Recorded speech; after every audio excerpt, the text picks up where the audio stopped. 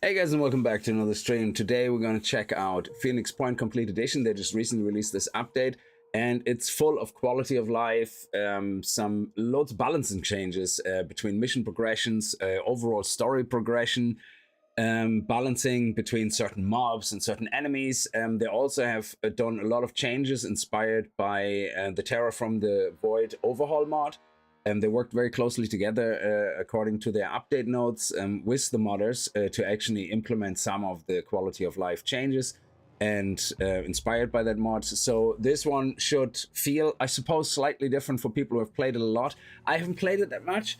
I played it originally all the way through when it came out the very, very first time, the very first edition they had, because I backed it and I played through it. But that was when it was pretty easy. There was no DLCs, nothing. And since the DLCs came out, I kind of missed out on a lot of it.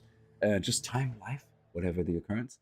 Yeah, so hopefully we're going to be able to get a good look at the game and have some fun. So Complete Edition just came out. The game is currently also at 60% discount on Steam. So no better time to jump in than now. I think the reason originally it wasn't really on Steam was because I think it was an Epic exclusive when I played it, and it only came to Steam a year later. I think that's basically the main reason why I played it through when it was during early access on Epic, and when it came to Steam then, I didn't really buy the Steam version until a sale many years later with all the DLCs.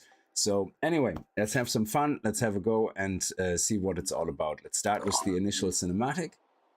In what may be the hottest year in history, scientists have recorded radical changes to the permafrost in Antarctica. The Pandora virus, a so-called giant virus with the largest genome size ever recorded. The crabs also display increased aggression, even towards larger predators. A striking new weather anomaly has claimed many coastlines around the world.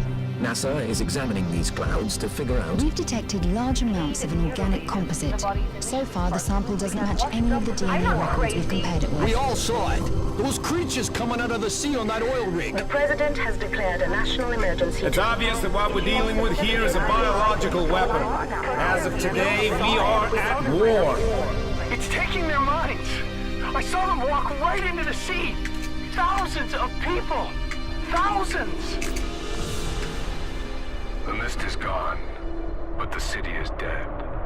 The roads are broken. You must join one of the havens. Do not attempt to survive on your own. There we go, that's the opening cinematic.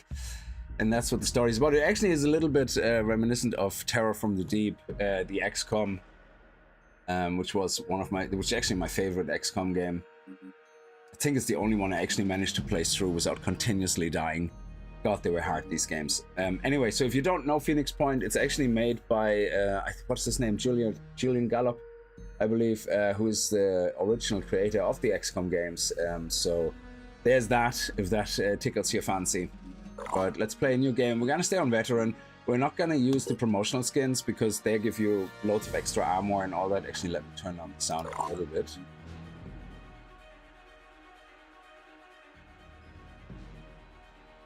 I think that might be better. Yeah, okay.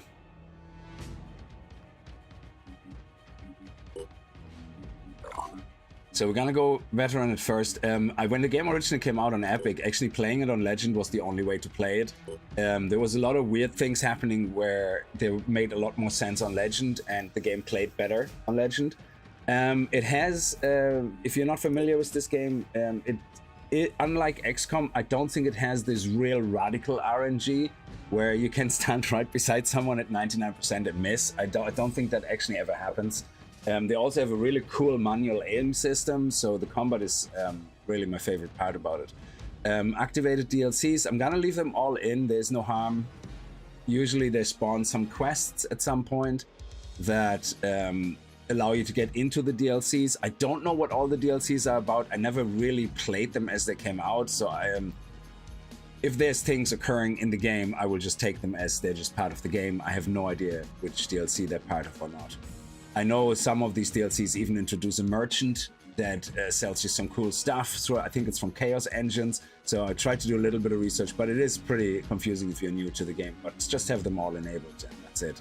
We're gonna play the prologue and tutorial because it ends up with a nice balanced squad, and I think you have even an extra squad member in comparison to not starting with the prologue or tutorial. And it also shows people who are new to the game what it's all about.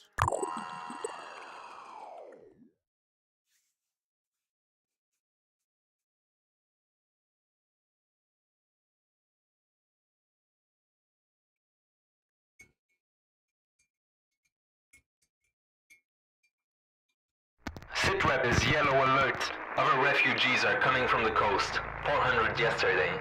The mist is coming fast. We need weapons, vehicles, and food. If there's anyone that can respond. 8, 6, 7. We listened to the number stations every day.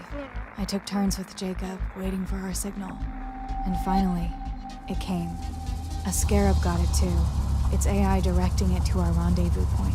We had no news from Symes for many months. Did he send the activation codes? I was desperate to know what happened to him. The mutants were on the march again. Something was happening. If the mist was back, then it meant that the Pandora virus was mutating again, twisting the human form into new horrors. We needed to regroup, rebuild. But first, we had to get to that scarab.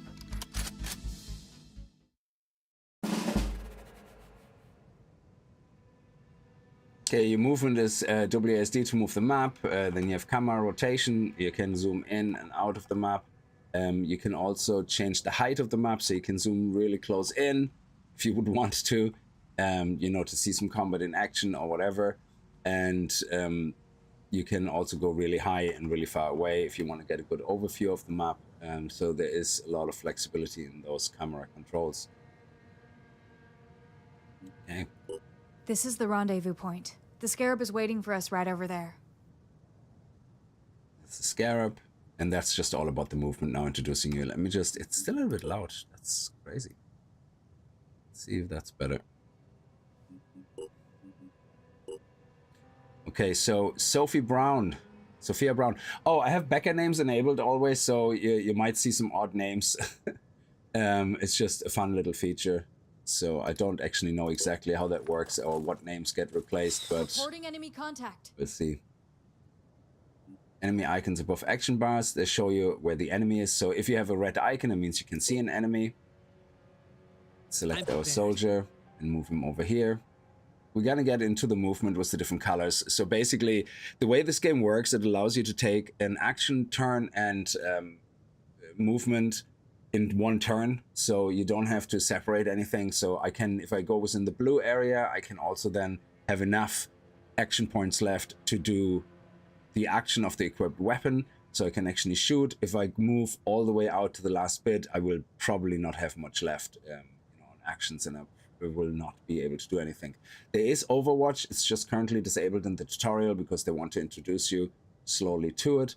So as it says here, move and shoot. Or just shooting here. If you stand here and you can shoot twice. So again, very nice flexible combat system. Moving in quick. Target located. Okay, so we got surprised here, but again, you don't lose your turn. It just stops any remaining action points. You can use then to shoot. So right now you don't have the free aim system because it just wants you to use the shoot, but you can see a rectangle here.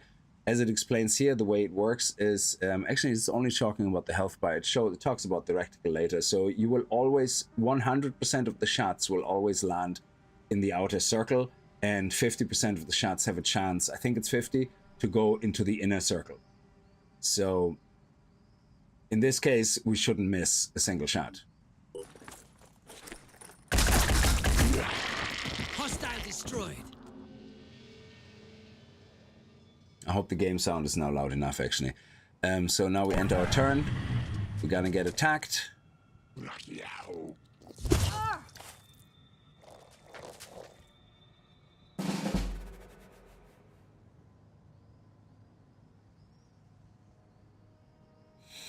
And now we can just take the person out. Here we have some free aim. So if, let me see if it lets me do that actually. If I right click, or is it left click?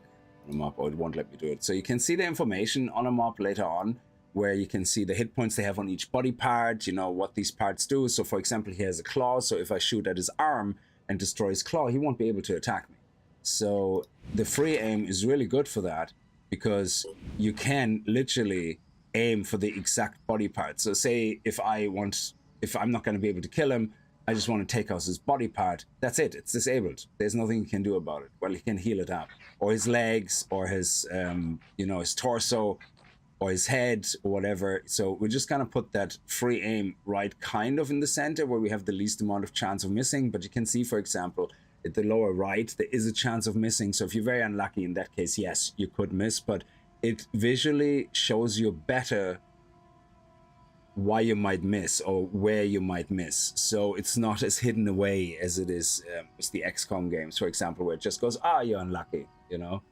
So yeah, let's go for this, and that should take care of the guy. Now that you know the basics of movement and shooting, it's time to finish the mission. This must be the Scarab. It's seen better days, but it will have to do. Jump inside. Now, these guys also have a tremendous amount of movement. So, let me see. Hit points. Where's their movement? Can we see their movement actually here? No, we don't. But this is their weapon. This is how much damage it does. But yeah, they have a lot of movement points. So, I wouldn't go too close, to be honest, before they get here. So, let's move. Where's this guy here? I'd say. Let's take our time. I see there's another guy as well. So he can actually travel quite far down. So I'm not sure if he can hit me if I go here. Don't think I need to really worry about. So obviously the further away you are, the harder it is to hit. So you can see 100% of the shots go in the outer circle. Even the ones in the inner circle have a high chance of missing. So this would probably not be a good idea at all to shoot. So we're just gonna stay here and end our turn. Let them come to us, basically. That's it. I will get closer here, though. Yes.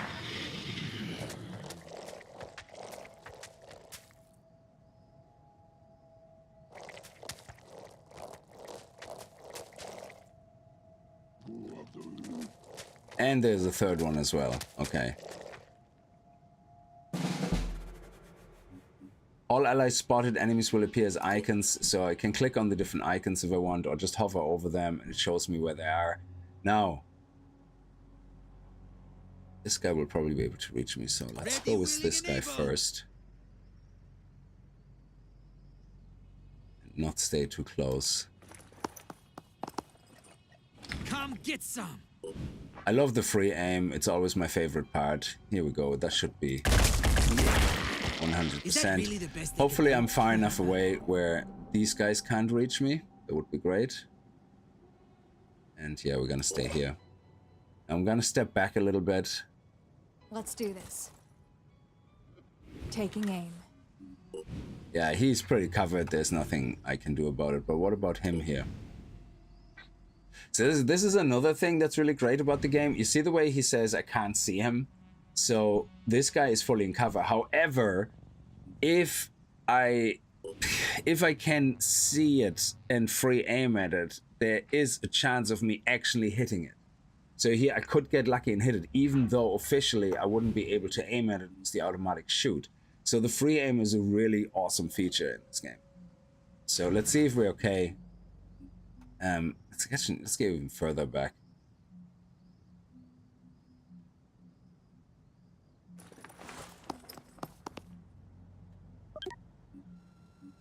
Let's see if we can manage not to get hit at all. Now my other soldier already has two kills.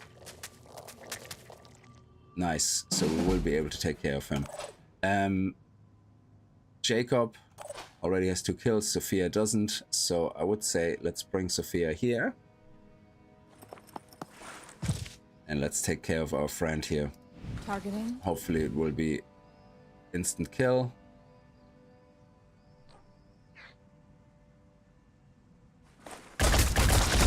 Nice. Take one down. And then our buddy here. He gets 3 kills, she gets 1. Finger on the trigger. Oh, look at that. That's crazy. There we go. Beautiful. And we avoided getting hit. I usually get hit a few times. So, yeah, I think we're safe now. There's nobody else coming. Moving to coordinates. Let's go.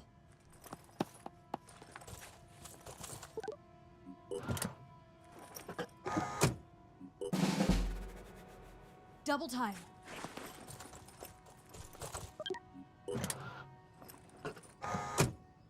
And off we go.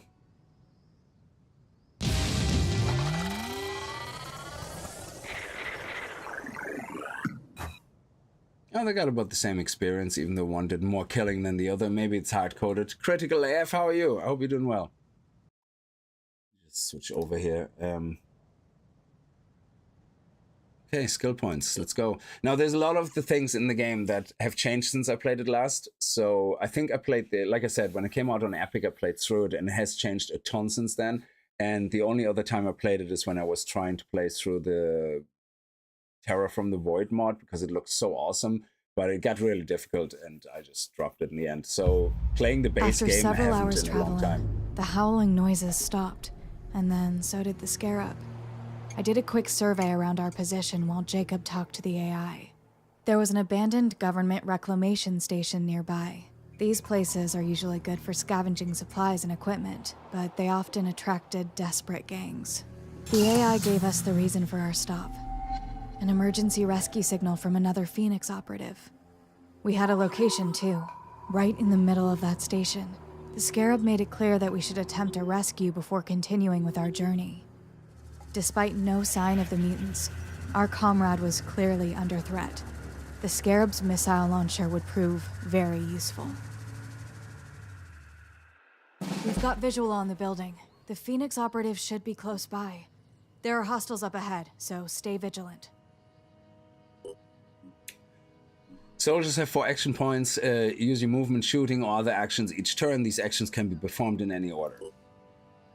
Now, the scarab that you see here, when you see, this is a problem. They have improved it, believe it or not. Yeah, when you move the scarab, especially if you move it very long distances across the map, like all its full ability of driving, you will see some frames drop radically. And that is just because the hitbox of the vehicles is quite complicated. It can actually run over all the environments and destroy them. So there seems to be a lot of heavy calculations going on. If you play the game yourself and you see some frame drops, if you make huge movements with the scarab, it's normal. Yeah, so you will see it sometimes. Sometimes it's more obvious. So if you see me moving in shorter bursts, that's usually because of that. But yeah, the vehicles are a lot of fun though. Okay, so let's see who we're gonna go with first, Sophia or Jacob. That's our scarab. We have a missile launcher. We only have 4 missiles, I believe, so we don't want to waste them all. So let's head here, I suppose. There we go. There's already an enemy. A soldier can spend 1 AP to move a number of tiles based on their speed. The 4 highlighted zones show you how far a soldier could go for each action point spent on movement. That's another thing that's really cool. So you can see the line on the bottom. As further I move out, you can see less and less line, and that's it. So if I go here, I can't shoot. I have to stay within the blue. Now, this person is also very covered, but we have Overwatch now. So what I might actually do is... Now, here I would leave myself open to actually be shot at. So I think we're just going to take a shot. Behind full cover, though. Oh, there is no full cover. Okay.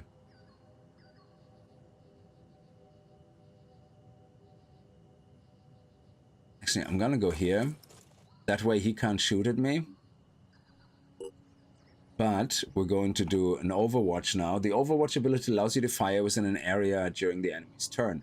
Overwatch in this game is, to me, much more fun than in a lot of other games, because you have this circle here. So I can, for example, specifically say, I don't care if anybody walks across in the distance, because I say, for example, he's melee, I don't care. you know, if he walks across the field here, yeah? But I do care if he comes into anywhere in here. So I do that, and then if a melee guy comes in here, I have full 100% aim. There's not a chance I'm gonna miss. Of course, I can do this and say, yeah, you know what, shoot anywhere, but it also means if a guy walks somewhere here in the distance, randomly, I take a shot, most likely miss, and just waste my ammunition. Very good for snipers, though. So the best thing is to always have kind of like a narrow cone, make it very specific. Now, this guy could come across here, so I want to make sure I hit him pretty much as he comes into my view field, where he could take a shot at me. So I'm going to put him right here. And I'm going to make sure that even if he goes very close past here, I'm going to take a shot at him. Now, Jacob, he could take a shot, but I think, again, we're also better off just teasing the enemy out. That would probably be best. And I think I could even go into the open here. Here I am. Let's do this. And do a cross overwatch, so that if he comes into anywhere here in my view, that's it. I don't know if that works, actually. I never really played the tutorial like that. I usually go guns blazing, let them hit me, don't care. But, you know. So if I go with my guy all the way through here now, you will see some frame stutters. But I don't want to have him also aim at me, at my scarab. So I'm just going to go probably to here. And that's it. Very smooth, but you could see a little bit of a stutter when it stopped. There's a lot of calculations going on. We're gonna leave him actually here. Just take our time. There's no need to rush. And let's see if he's coming around. Oh, look, he actually got a line of sight on us. I didn't even think about that he could go that way. But he did very little damage, so it's okay. So there you go. The best planning goes out the window when like that. Okay, so let's head over here and see if Sophie can get her revenge. Sophia. Oh, there's our buddy. You found an operative who sent the distress call. Friendly characters are marked with white circles. You move into the circle and they join your team and they become part of your team, and then you can control them. So let's actually see what we look like here. Oh, that is juicy. Oh yeah, not gonna miss that. Look at that bleeding damage. Dude, yeah. Okay, he's out for the count. Can we get a sight at all on him here? I don't think so. How much health does he have left? He's bleeding for 10, so he actually could get a shot off. So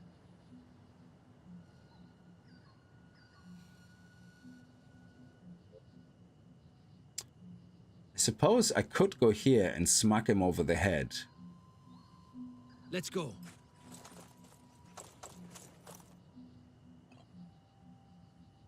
When your soldier is next to an enemy, you can perform a bash. It only costs 1 action point, so you can usually bash an enemy multiple times in the same turn.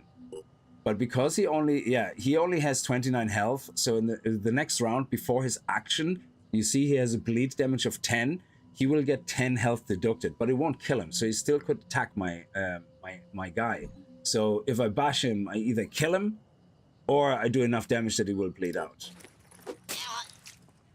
There you go. And I got 3 equipment damage on my equipment because I smacked him in the head with my gun, which is pretty cool. I like that. Okay.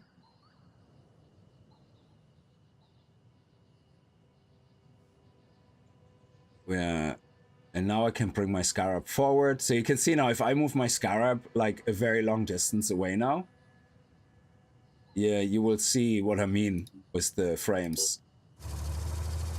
Especially if it runs over things. It has a little stutter, and it gets actually worse if you go through a lot of debris. If I go from here to here, it destroys everything along the way, and you can just see the frames slowly coming down. So, but yeah, it seems to be holding up, which is nice. Okay, yeah, we're gonna stay here. So unless the mission is time sensitive, I would say never rush, you know, similar to XCOM or whatever. Now, I'm still a noob at all these games, no matter how many hundreds of hours I play at them. I'm just not very good at them, but there could be someone here, but will tell us.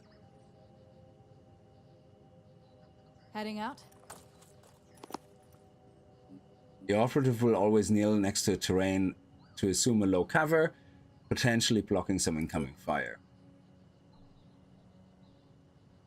Okay. Just in case somebody's coming along here. I'm on Overwatch. I'm gonna move you on the... actually, I'm gonna move you all the way across to our buddy here.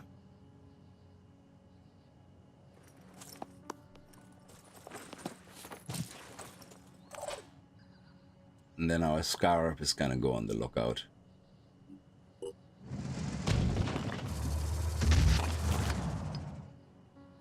Okay.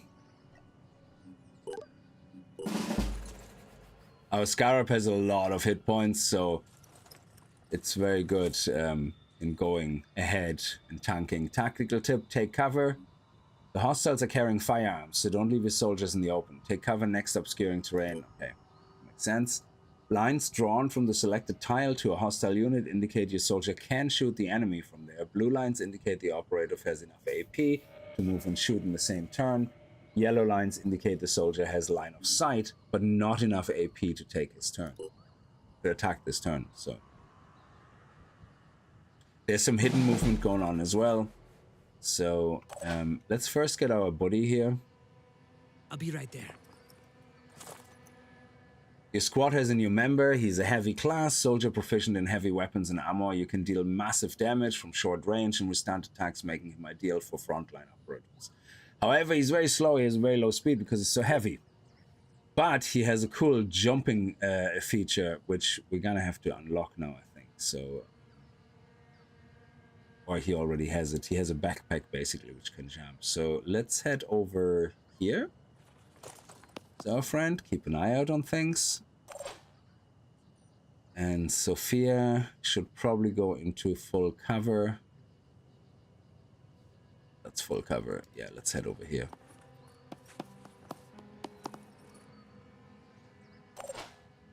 And then we can use our Scarab to head over here, I would say.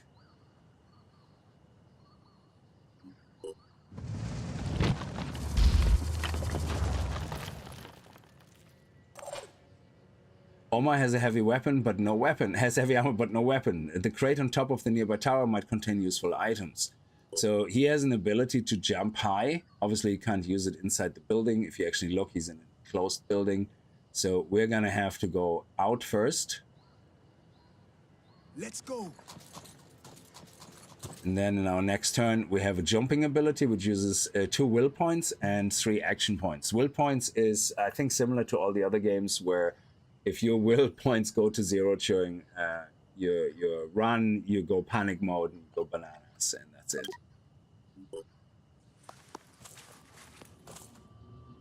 Okay.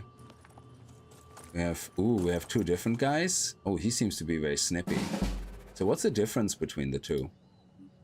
So this one is a bandit. He has a AR as well. Some good armor, no special abilities, is it? Proficiency with assault rifles and shotguns. So he's a bit more trained up. Accuracy -25, stealth, perception 35. And then we have this guy here. How is he any different? He has actually a lesser penalty on accuracy, also has an AR. So he's also assault, he just has different armor with different benefits. Okay. Now, who do we have line of sight to? Nobody?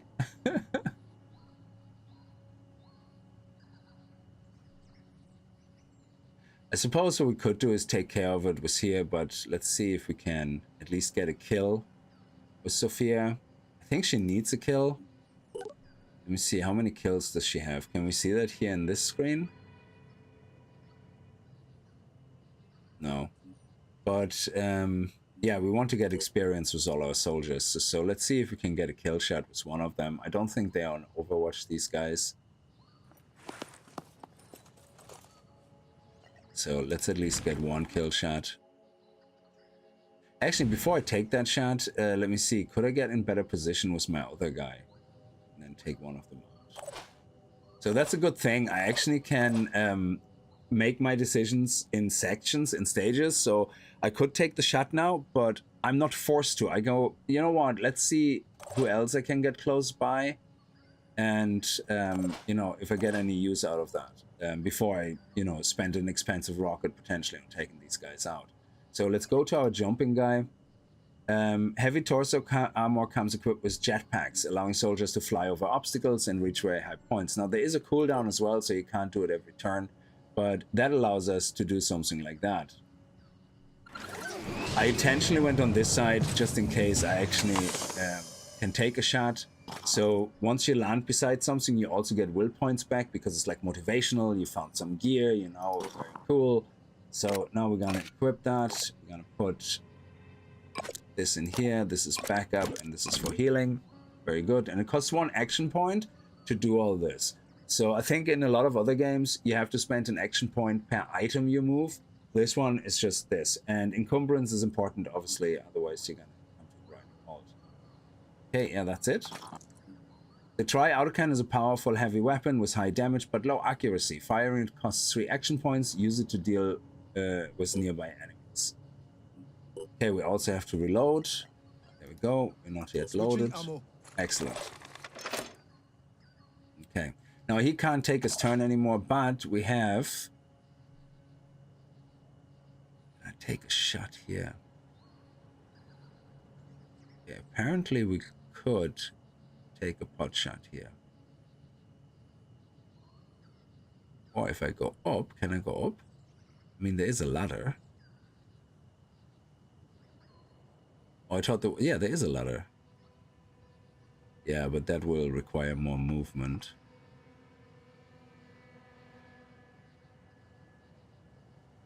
Let me go here and see if I get a good shot. Oh man, that's so tight. Yeah, very unlucky there.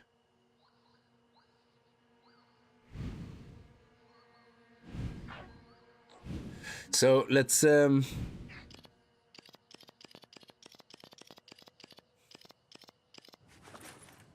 let's take nah, let's not waste it. Let's take out our buddy here.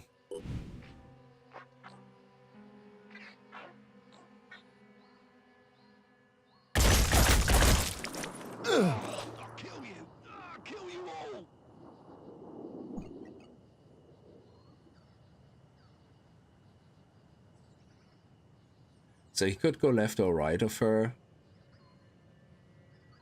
I don't want to risk it though. Yeah, let's just move close, and then we can use our Scarab to hopefully deal with the two of them. There's a missed chance, a very high one on the rockets as well.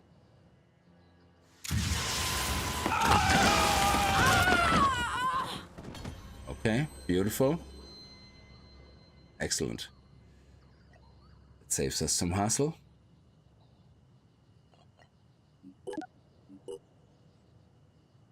Some battlefields feature reinforcement points. New enemies will be arriving for them, so don't leave your soldiers exposed.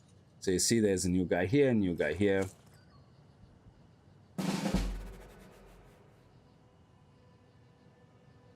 They're nicely hidden away now. We have windows, so we have to be careful.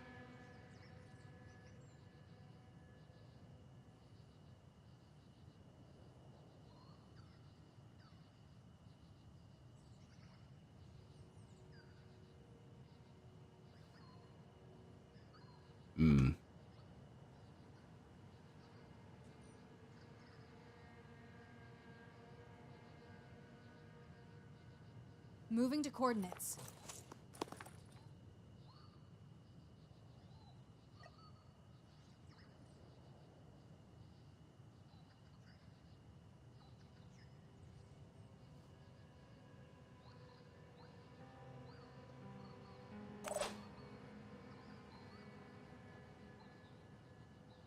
Here I am. Let's do this.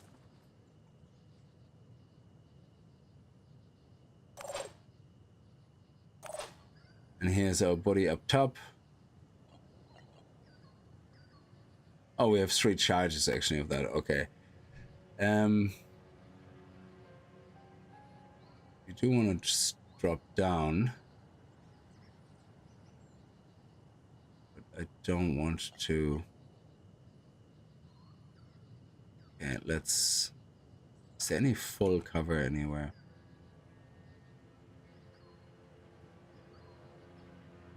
Oh, hang on a second. We can go into half cover here.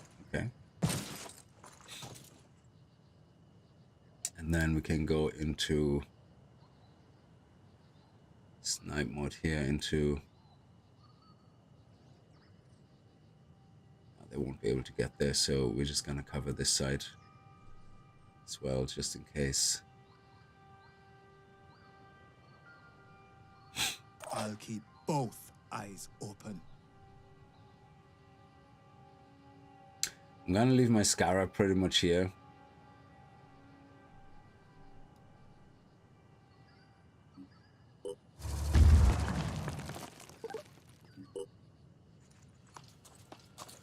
Oh, what is happening here?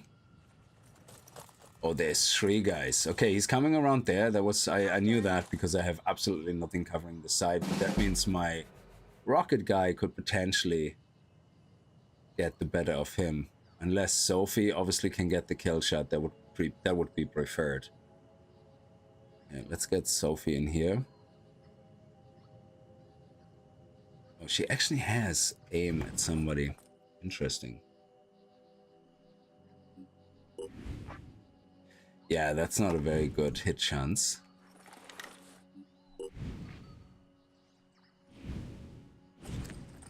Yeah, I'm just gonna head here. I know he can come from the side then, but we should have him covered. Taking position.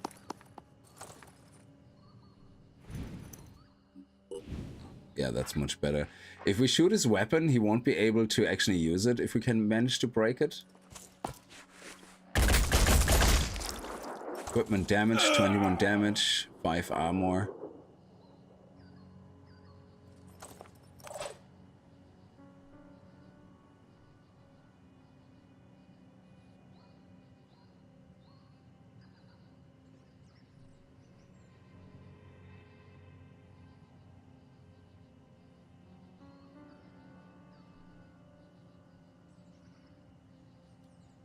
Trying to get into a flanking position here.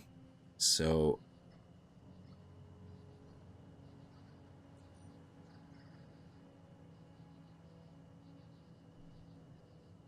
that's too far away as well. So we could go behind the...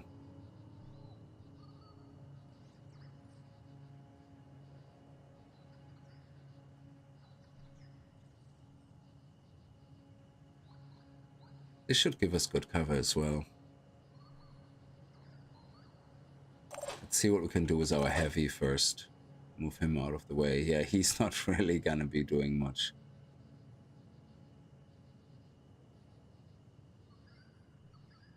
Okay, I'm gonna head with my heavy over here. Somewhere. Doesn't have any grenades on him. Yeah, let's go over here. Help out on that side if you can, and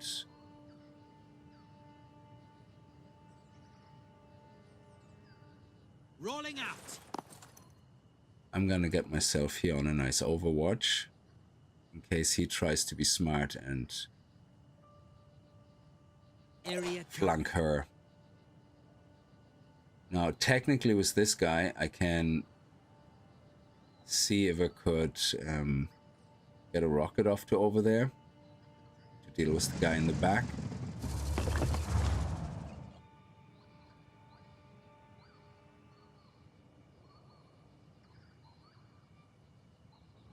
Yeah, I don't want to kill him because I want the experience to go to my soldiers.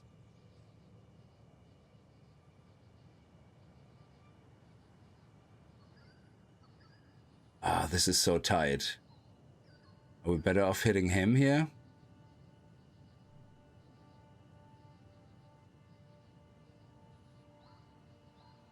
Yeah, that's because there's debris coming from the top, so...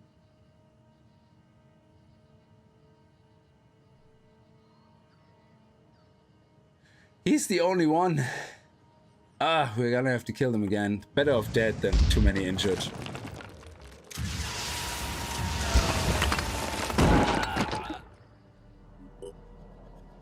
At least if he comes around now, we have a chance on. That's okay. That was just nothing but a scratch. Hey Kix, how are you? Halber, how are you doing? Hope there isn't any XCOM 95 hit chance that we'll miss. No, there isn't, Adam. The system is actually really visual, so if you miss, you know why.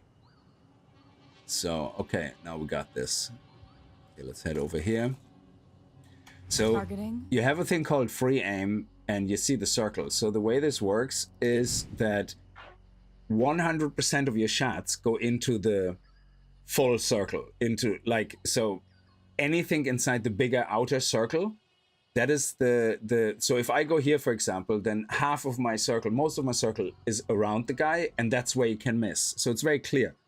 So this would be obviously a 95% missed chance.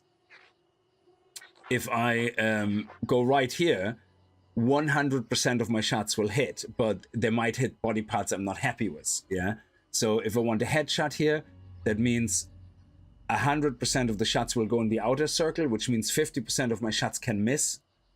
But of the 50% shots that can hit, another 50% of those go into the inner circle. So that's how it usually works. So half your shots that hit go into the inner circle, or have a chance to go into the inner circle.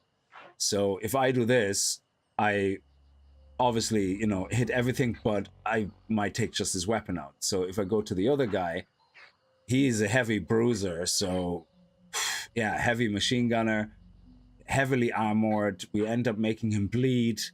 Obviously headshots are the best, but again, chance to miss. So he would probably be the one we have to worry about the most. So we just target him first. Again, very little damage.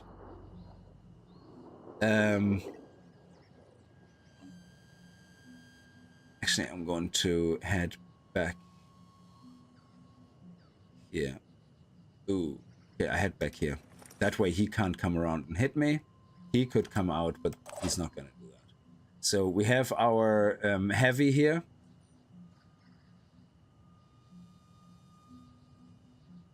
It's quite a distance, actually. I don't think his shot is as accurate. Yeah. 50-50 chance to hit or miss.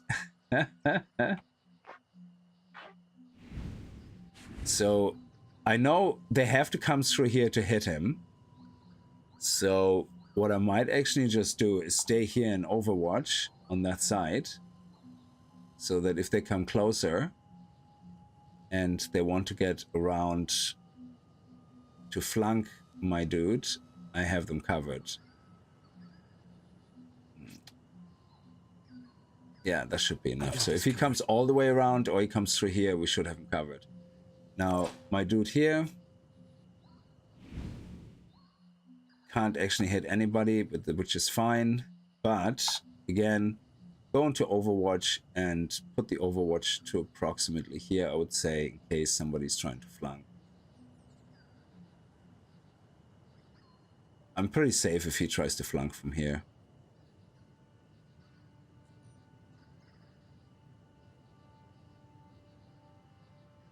On Overwatch. Let them come.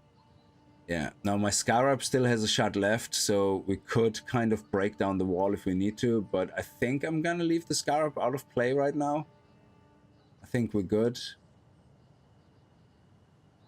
Because if we look at where I can shoot, there isn't really much. So we could do a little bit of damage here, but not really. So given the size of the building and where everything is, I would say my Scarab might actually be better off over here, but I'm gonna leave it here right now so we don't make the Scarab a target and have them not move and focus on. Oh, Jesus, he has actually quite a good aim from over there. Jesus, dude. You're gonna get it now. Yeah, he's just aiming at the Scarab, which is fine.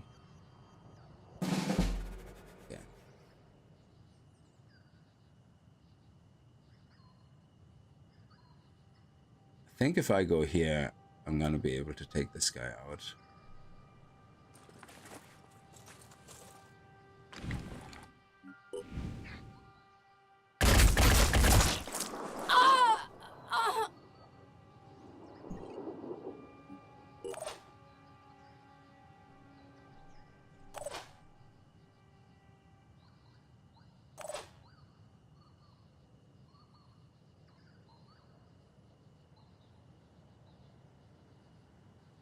It's a pity I don't have... Oh, that's my AR guy, yeah.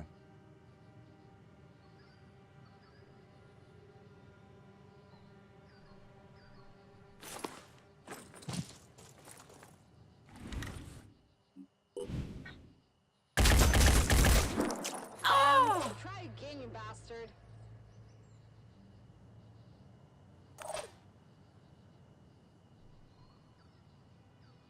Acquiring targets.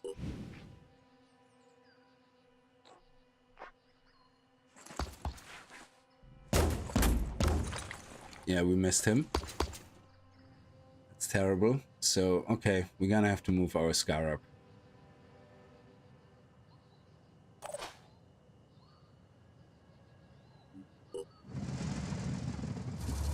Yeah, not having grenades in the tutorial is kind of really bad.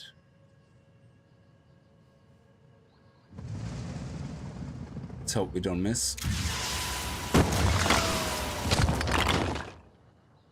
Well, the roof is gone, so the next shot will take care of him. Let's hope we don't die. God damn it.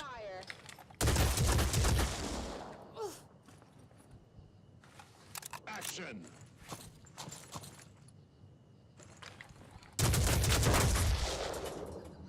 You should just give up. Okay, now he's gonna be dead.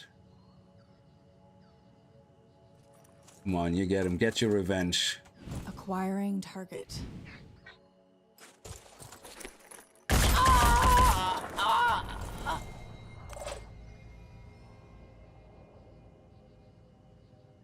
Moving now.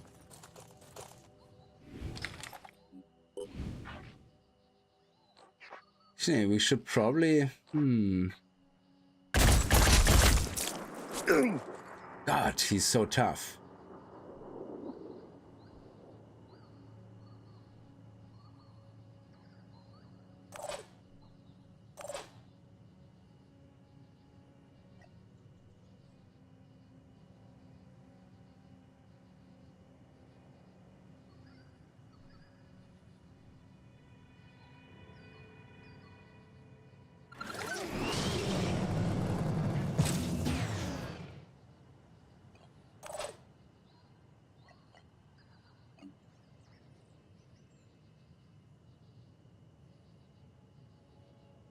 Let's hope we don't hit our own guy. Nice. Omar, is it? Glad you found some gear, cause you're gonna need it. Yeah, it's really Now hard you're to part of take my out the squad. guys with your own guys without the Scarab in this one because of lack of grenades. But yeah, everybody got experience except Omar. Everybody's injured and damaged. That's okay. Kill enemies. Very good. Todd, how are you? I hope you're doing well.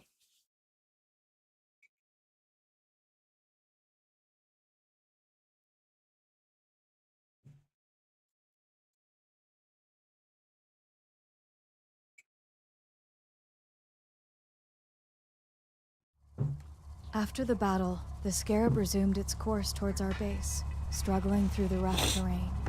Strange growths were contorting the road, smashing against its armor. It wasn't long before it took one too many hits. The engine gave a loud crack, and the AI went dark. We had lost a valuable member of the team. We knew we were close to our destination, but we didn't know what we would find there. If we were to advance on foot, we had to exercise extreme caution. Approaching the base, we heard gunshots. Jacob and Omar took positions by my side. What was going on inside? A bandit ambush, or something much worse? Following Phoenix Protocol, we readied our weapons. It is time to reclaim our home. Tread lightly. There are hostiles up ahead. Let's get rid of them and clean up this mess. Enemies will take advantage of tight corridors to ambush the Phoenix operatives. Rotate camera Q and E to get a better view of the battlefield. Okay, so there's nothing to worry about here, but basically, sorry, this is just a high view. What they're basically saying is like before you go running around the corner, you know, make sure you have a good peek and look. So there could be things hiding here. I think there's actually a guy hiding here. So if we move Omar, our heavy, over here. There we go. These guys are pretty vicious. I think they spit or something. There's jumpers as well. Poison burst, yeah. So actually, yeah, they're immune to poison, and they burst into a cloud of poison. So they explode when they touch you, and that's bad. So technically, we don't have to worry about them from the distance. So I'm just gonna continue here and put my Overwatch on to. Be careful not to place your soldiers inside the Overwatch cone, or they may get injured. So just in case somebody's running across here, we just want to make sure we, got that covered. So Jacob.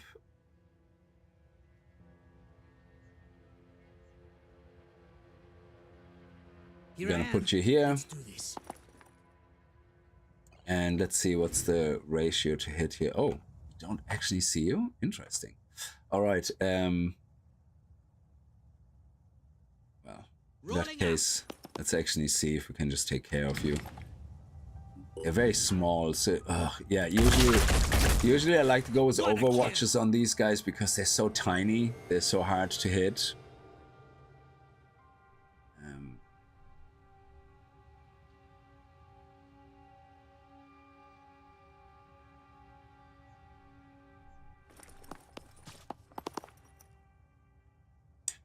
And again, just keep the cone big enough in this case, in case something is running across the screen here.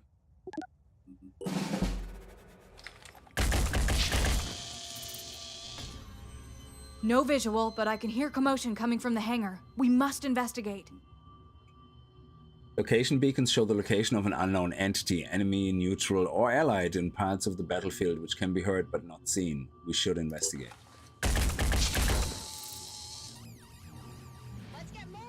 You're gonna like this.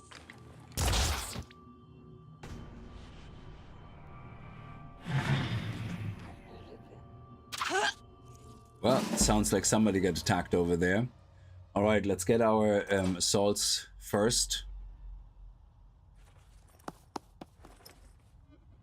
You spotted another Phoenix operative. So move a soldier inside the white circle to recruit Irina to your squad. Okay. And then we also need to heal her from the poison because it does a lot of damage. So let's just go sprint all the way over. Let's take our other assault, Jacob, and move him over here. And just give ourselves a nice little bit of an Overwatch into this corridor just in case. Area covered. I'm gonna move my heavy all the way forward.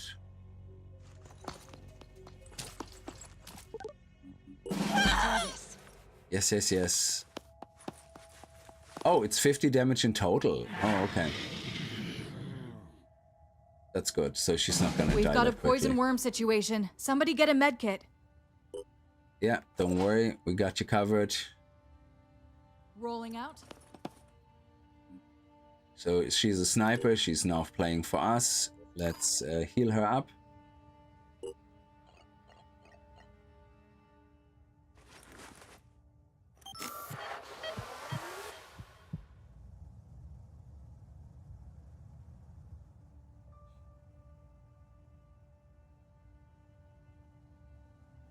And bring our soldier forward. Okay, good. Now our assault is gonna get a good view here. Steady. Take Overwatch positions and wait for them to come. Facing a difficult situation, remember you can save your game. Some risky moves will pay off, but others will be deadly. Oh yeah, okay, let's save our game. Save game. You can actually delete that. That was my practice run. New save.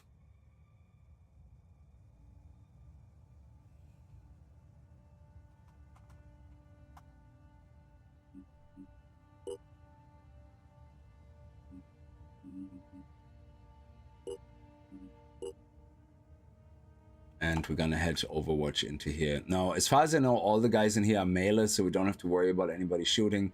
So we can keep our Overwatch nice and short. Nothing's getting past me. Let's move our guy here. See what's in there. You've looted a Cypher handgun, effective backup weapon in case your main gun or your arms get disabled. Sniper class soldiers like Irina are proficient with handguns, firing them.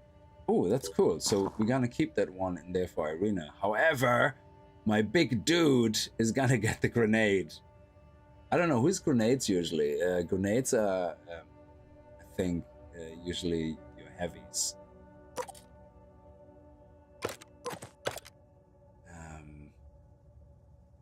We'll leave the heal and the handgun for the sniper. Okay.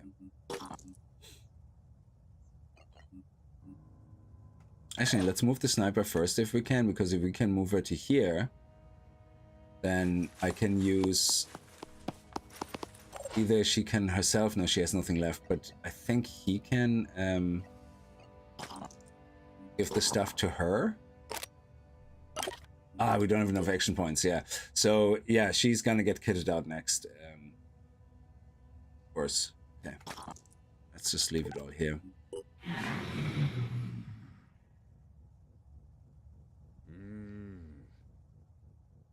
Nobody coming? Ah, there we go.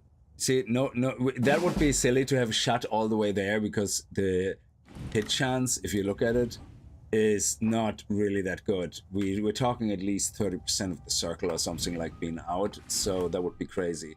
So let's get a little bit closer. Actually, can we get our heavy to get closer? He hasn't killed anybody yet, so it would be great if he could get a kill in.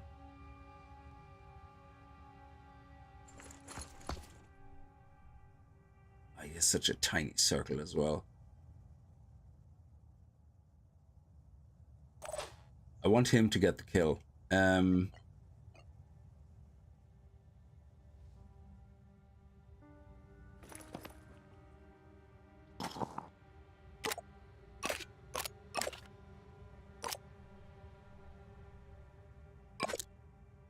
Oh yeah, of course. So here we go. And can we reload them for her? No.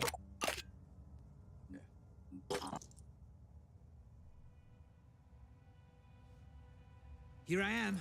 Let's do this. And just in case he misses, we're going to put an Overwatch a little bit closer. Okay. You're just gonna run all the way across. And you will be... Oh, you don't need to reload, except for your handgun, I guess. So we reload that. Gotta reload. And then we can move you across here as well. Just not into the Overwatch, preferably.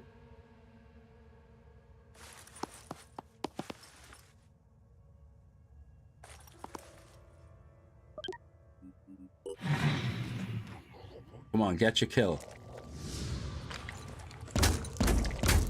Oh! I wanted you to have the kill, man. So this is what I really like about the Overwatch system here, yeah, how you can stagger it, yeah. I don't know 100%, but I think in other games like XCOM, you're either on Overwatch or you're not, yeah. There is, like, the amount of times you end up hitting someone in the far distance and you go, oh, balls, why did you have to shoot at him, yeah. So being able to be more exact where you want your Overwatch to be is such a great quality of life in general. Like, I mean, it makes these things so much more tactical, in my opinion. You feel like you're much more in control, and every time you lose and you get beaten, you feel more like, yeah, this is totally my fault, you know? Not because you didn't know some hidden mechanic or, you know, or some non-visual cue. It just feels good, you know? Okay, so let's get our assaults forward.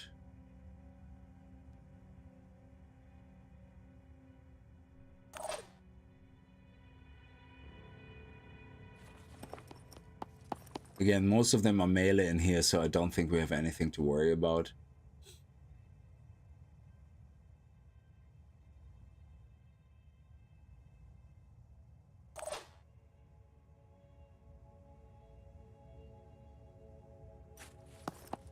because we have the Overwatch covered here, we should be fine here. Our heavy, we're going to send him all the way up here as well.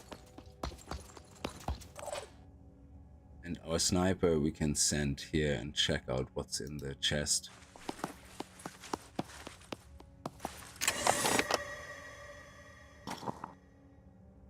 Grenades, and assault rifle ammunition. Okay. Somebody coming. Nice shot. Awesome. That was a good shot. Okay, sniper. Let's see if you can...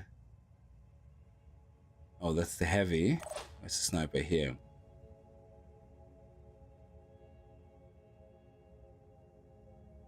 Why don't you get your first kill? That would be great. Sniper is very exact. That was a good kill. That was a good kill. I agree. Totally agree. All right. Assault rifle. Is that what that was? Let me see. Assault rifle magazine. Yeah. Okay, we're gonna take that. I'm gonna take a grenade as well.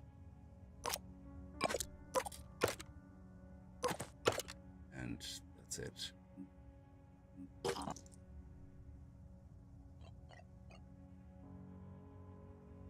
Nothing's getting past me. And my other assault.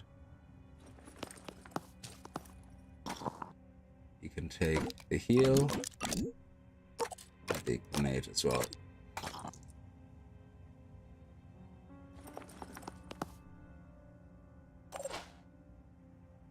And then my heavy, we're just gonna send him in as cannon fodder.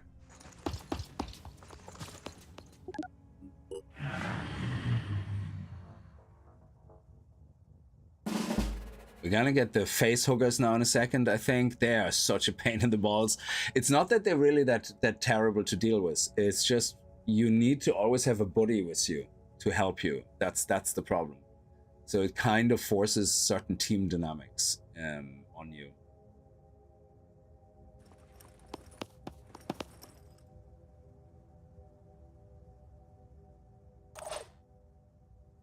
Our other assault. I'm on the move. Tango spotted. Yeah, exactly.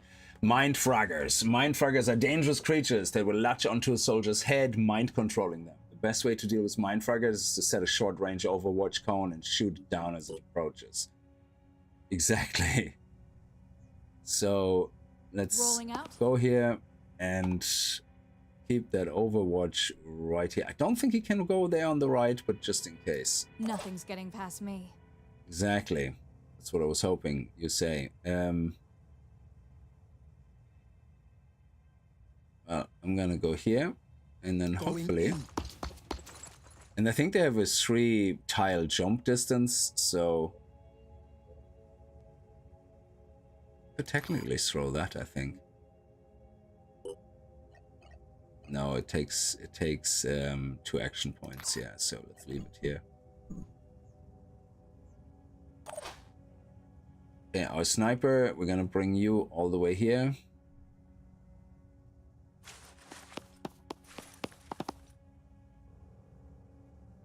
Actually, with your handgun, you can go on Overwatch, so we definitely got you covered. Area covered. We definitely got this area covered.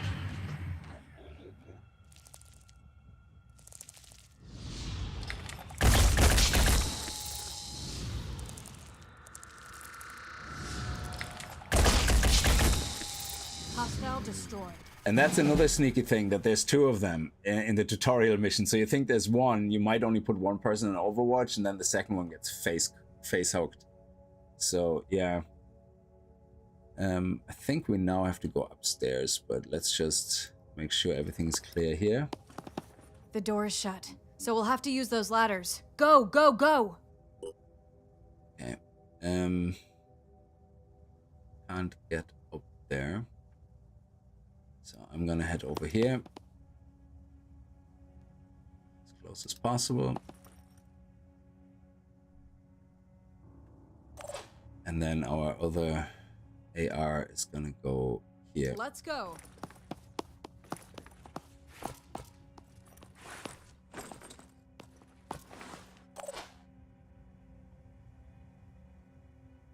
Okay, that's our heavy. Don't think he can reach that far. Yeah, he can only go to here as well. They can't stop me.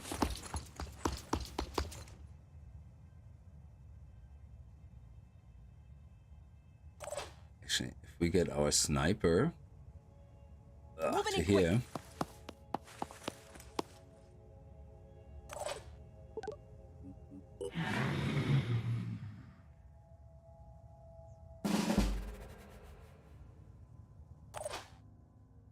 All right, let's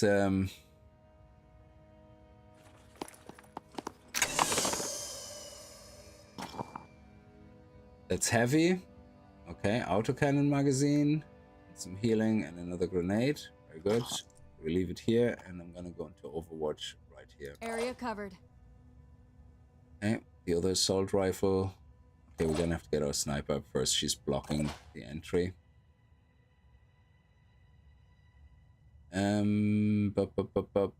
Yeah, let's get her in on her pistol.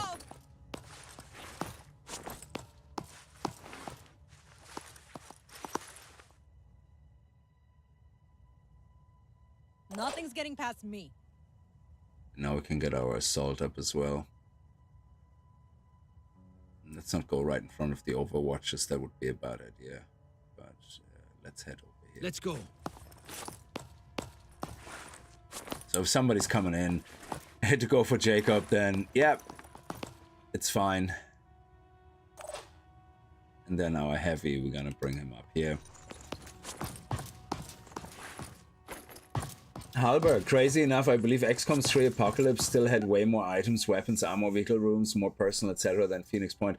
You know, I have never really played Apocalypse. That was the one in the city, wasn't it? I played it a little bit, but I think at the time when I discovered Apocalypse, UFO came out, and that was awesome at the time. UFO, it was all in the city as well, very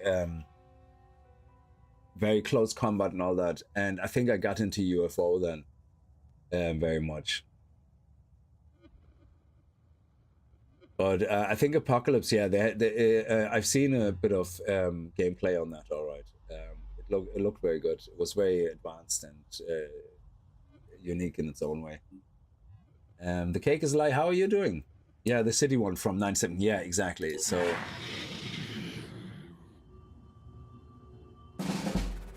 Okay, so... our heavy is gonna be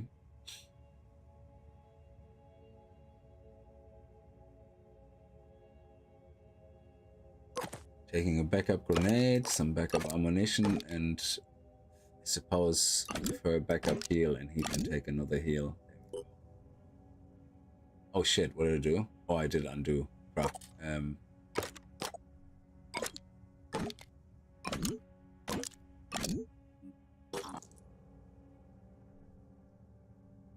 This is closed.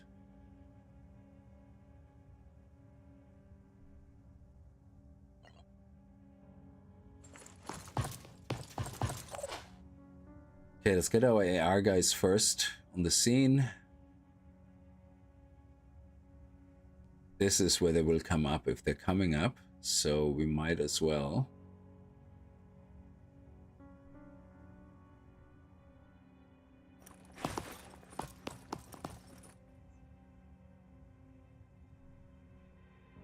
Nothing's getting past me.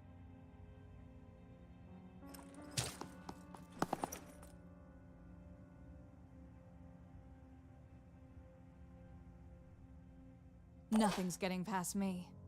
Okay, sniper. Watch out, I'm moving in.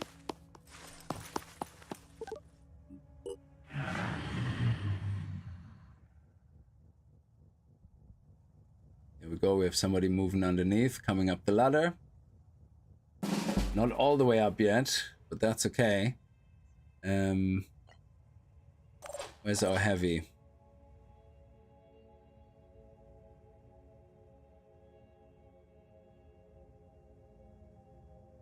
kind of want to use him as bait, to be honest, but not yet. Okay, sniper, go into sniper mode and head over here. There. There we go. Nice. What do you see? Oh, you see this little dude? Oh, look at that, juicy. Who hasn't got a kill yet?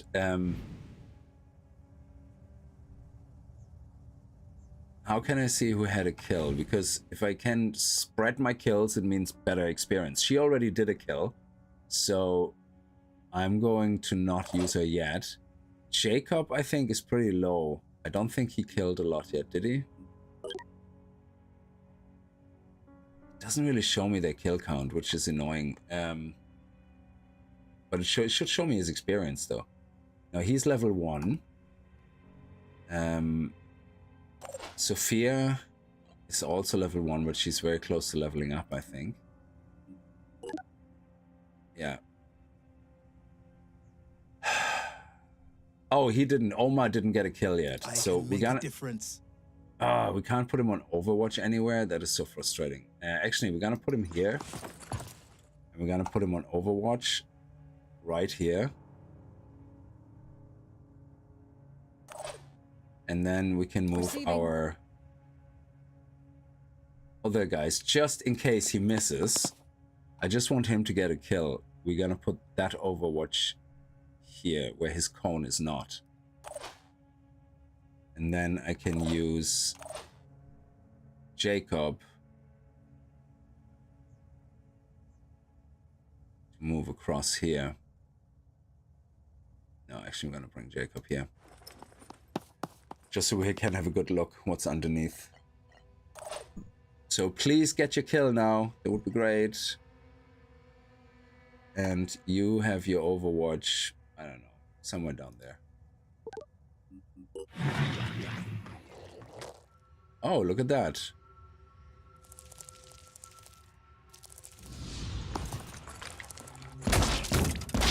Yes, he got his kill. Beautiful. It's always nice when you can use a bait. How's your day going? Critical, thank you. It's very good. Okay, somebody coming here. Very good. And beautiful. All right, sniper, do your thing.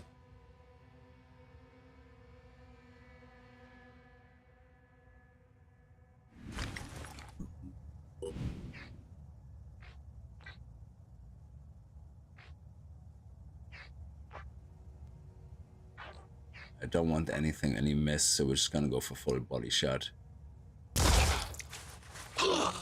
Brilliant. He's gonna die. He has 10 health left, 10 bleeding, dead. So we don't have to worry about him anymore. Let's move my sniper over here though, so we have a bit of better line of sight. Somebody bash that thing off his face. Oh, somebody got mind fragged. Okay, cool. All right. Now we have to deal with this guy and as well as some bashing. So let's get Omar. Can Omar go down here and still bash? Let's see. He should have 1 point left. Unless it's half a point. Ah, he doesn't have enough points for bashing. God damn it. Okay.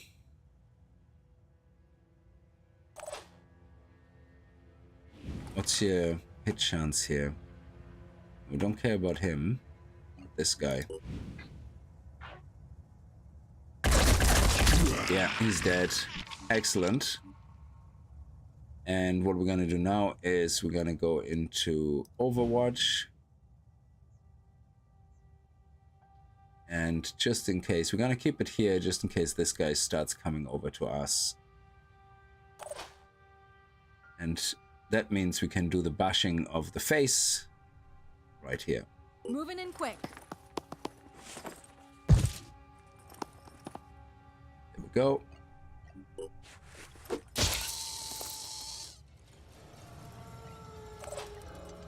All right, And we got another AR user. Beautiful. Takeshi Sato. All right, Takeshi. Why don't you head over here? And then put yourself in some Overwatch action. Just in case. I'll keep my eyes open. See, he died before he got to make his move. He lost willpower. And, oh, yes. Kills confirmed. Beautiful. Phoenix, welcome home. Oh, man, you just gotta love when a plan comes together. That was sweet. Got the wife's car in a different mechanic. He was about 1,500 cheaper. Jesus, still, it's such a crazy amount of money. Yes, we have 2 level ups. Oma and Takeshi and Irina need to get there. Hang on, the sniper, she got 2 kills. So the people you get new in the mission to save them, their kills don't give them experience in the same round? No. Our sniper had 2 kills. That's not nice. That's not nice at all. The reclamation of Phoenix Point was just the first step on our path ahead. A desperate fight against an overwhelming foe, and only a handful of friends to help. But if this base could withstand the attack, then so could we, and so could Symes. If our leader was somewhere out there, we had to re-establish contact, no matter the cost.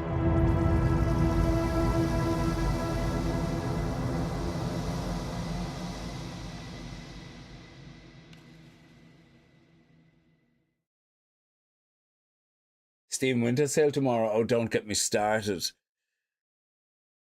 You know what's I don't know what's worse, that I keep buying shit I know I'm never gonna play because it's on special discount, or that every time I look at the sales list, it literally says 90% of it is already in my library. The Phoenix Project I don't know was what's founded on worse. October 24th, 1945.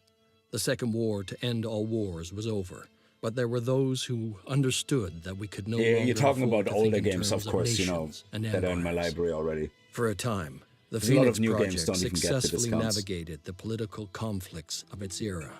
That was our golden age. Phoenix Project operatives scoured the world for clues. We had bases in 24 countries. Even the heavens were not off limits. But out there, on the far side of the moon, began our downfall. The failure of the Phoenix 2 mission exposed us to our enemies in the UN. Stripped of resources and scattered to the winds, we were reduced to a secret, a memory. When the Pandora virus woke up, we should have been the first line of defense.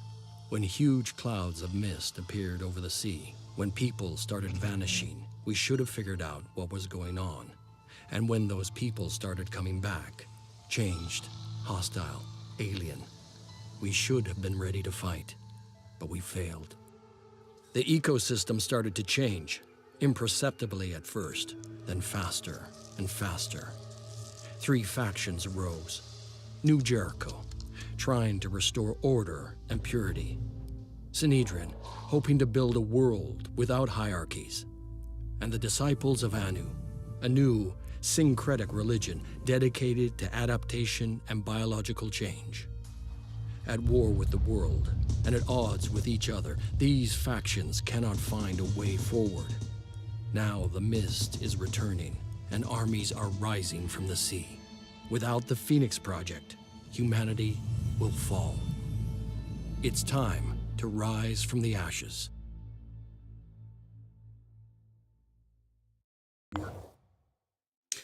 I remember it had a crazy amount of things in it, all in a very small package. Then I actually go into DOS mode of all things so long ago. Oh man, yeah, I remember that.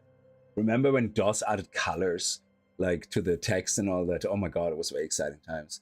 I have the same. I keep buying all the bundles, then I just play PoE 2 instead. Yes, PoE 2. I think I finally figured out what I'm gonna do with the scepter, but it was wrecking my head yesterday. I went to bed and I was like, fuck, how am I gonna do this with the scepter and the spirit? So anyway, I think I have a plan for that for tonight.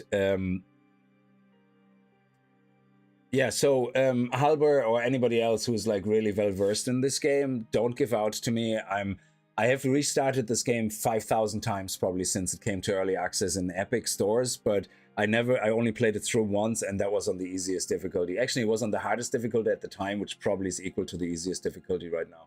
So I have things in my head, but again, I don't know about execution, so we'll see.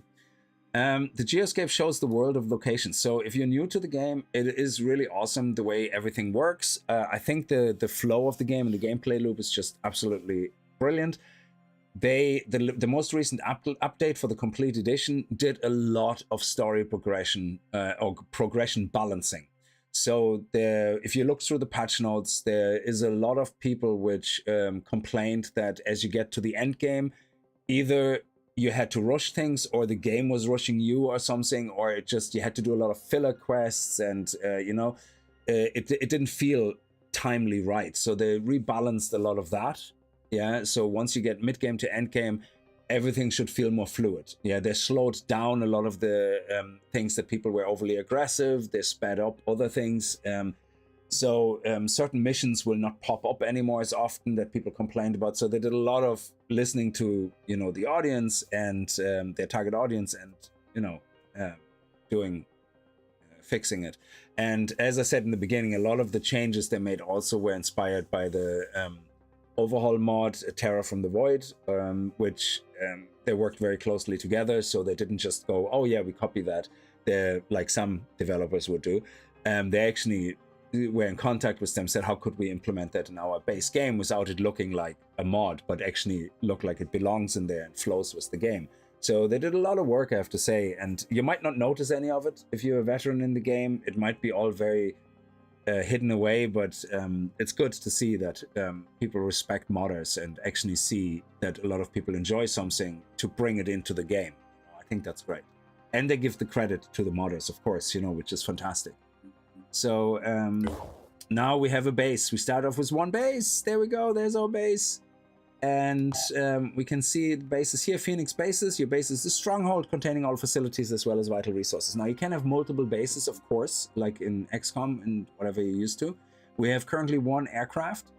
I'm not sure about strategy on aircraft. I don't want to go, oh yeah, min-max. Yeah, do this early, do that early. The only thing that I want to keep an eye out early is stealing aircrafts from the Sinetrians, because these guys have such super fast aircrafts. It's crazy. Anyway, so we have to repair our facility first. You have resources in this game as well. So you have tech resources, you have material resources, and you have food resources. Food, obviously, you have 5 soldiers, it costs you 5 food. Yeah. So everything else, it looks like we have a lot of, but you don't. So you have to be careful. Your aircraft vehicle bay obviously allows you to use the aircraft. Your lifts locations are kind of important. When you get invaded by alien forces, they all come through the lift as far as I know. So you don't want to have... So technically, I think if you want to kind of min-max, you want your barracks basically beside your lifts or something. Yeah, I think that comes through the vehicle bay and the access lifts. I'm not really sure. Or is it just the vehicle bays? I don't remember, but we're not going to go all crazy out on this stuff, it is what it is. So there's no point, playing this to have fun and then min-maxing the crap out of it. So common sense, of course, things like that. Now we don't have a vehicle bay, and power consumption is, where my face is over it, is currently 11 out of 20. So we are generating 20 power, we're using 11, and once we repair that facility, we'll probably use 12, I don't know.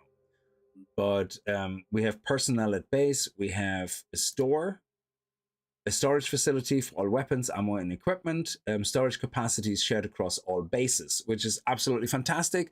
So you could have a base where you literally just have no access lift, nothing, and you just have storage. Yeah, and that will be your storage base, which is shared across all bases, which is fantastic. So you can remove storage here and put, like, say, another scanner in here or satellite uplink, to have like, or another vehicle bay, because you're kind of in a nice position to fight the aliens that are nearby. Yeah. So living quarters, self-explanatory. That's where your soldiers are. They recover 2 stamina per points per hour for each living quarter per base. Quarters in the base, so that's not shared across bases. It's okay, Koopy. Hey, Koopy. Hey, wakey, wakey. Sorry, my dog was just wincing in his sleep. I don't know why. You have a beautiful life. You get so many pets and treats. Or was it a scary bush blowing in the wind? He's such a Scooby-Doo. Anyway, then you have fabrication plants, which are for your crafting and creating weapons, armor, equipment, vehicles, and such. And research lab, of course. AI-controlled facility for research. And then you have your medical bay, which recovers hit points. So medical bay is hit points, living quarters is stamina, obviously. How many soldiers you can have. 5 out of 8, so we can recruit a few more. Don't worry, I haven't played in years since shortly after launch. The same here. Last time I played was literally in Epic, and I played all the way through. The Cooper phone, thank you so much. He's getting so many treats, very much appreciated. He's a treated out good boy. Earlier on, he is a Scooby-Doo. He is a Scooby-Doo, there's no doubt about it. And he would not save my life. I said it before, I was on the road with him, middle of the night, going for a late night walk. He was walking right beside me, and a car went over a crisp back or something, and it exploded. So it went like bang. I have him on an extender leash because he doesn't really pull that much when I have him. I have him on a it's called gentle leader. It's basically goes around the mouth, but it doesn't constrain him. But it just means that when he starts pulling, he doesn't pull as much. He actually just stops, which is very good. It doesn't hurt him or anything. It just he knows, like, it's more controlled. Because he is a very big boy, like, 35 kilos, and he will just take you where he wants to go otherwise. But anyway, the back explodes. I have the leash, and he literally is on the other side of the green, gone. And I'm like, wow, he did not even try to save my life, protect me, or anything. He just winced, yelped, jumped across the lawn, and said, fuck you, you're on your own. I see you later. And then as soon as he realized there was nothing really threatening his life, he came back looking me literally in the face. And I swear to God, you could see exactly. He's like, I was only joking. I got your back. Yeah, you're not a very good guard dog. Yeah. So, yeah, I learned my lesson. He will not ever protect me or save me or do anything for me besides looking cute and give me cuddles when I need them.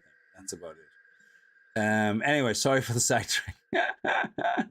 There you go. You earned your Cooper story with the Cooper font. So that's our base. Personnel, we don't have access to a few things because we're still kind of the tutorial mode. So we have to repair the vehicle bay. So here we have our speeds. We can go pause. We can go faster. Speed up. We can go very fast. So if we unpause here, you can see we're very slow, and we're normal, and we're very fast. So let us run normal. What is that? An event log. Didn't even know we had that. So down here you see the different factions that are in the game. You have the aliens, you have the Synedrians.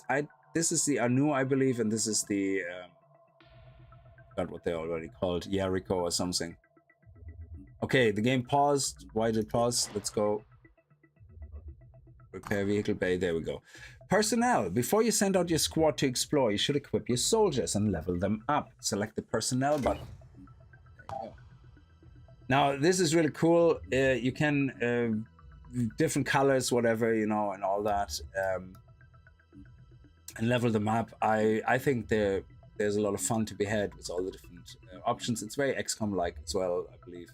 I mean, it's made by the same guy who made XCOM, so not the remakes, not the XCOM 1 and 2 from 2K. They're just the original XCOM 1, 2, and Apocalypse. I don't know if he worked on Apocalypse, actually. Julian Gallup.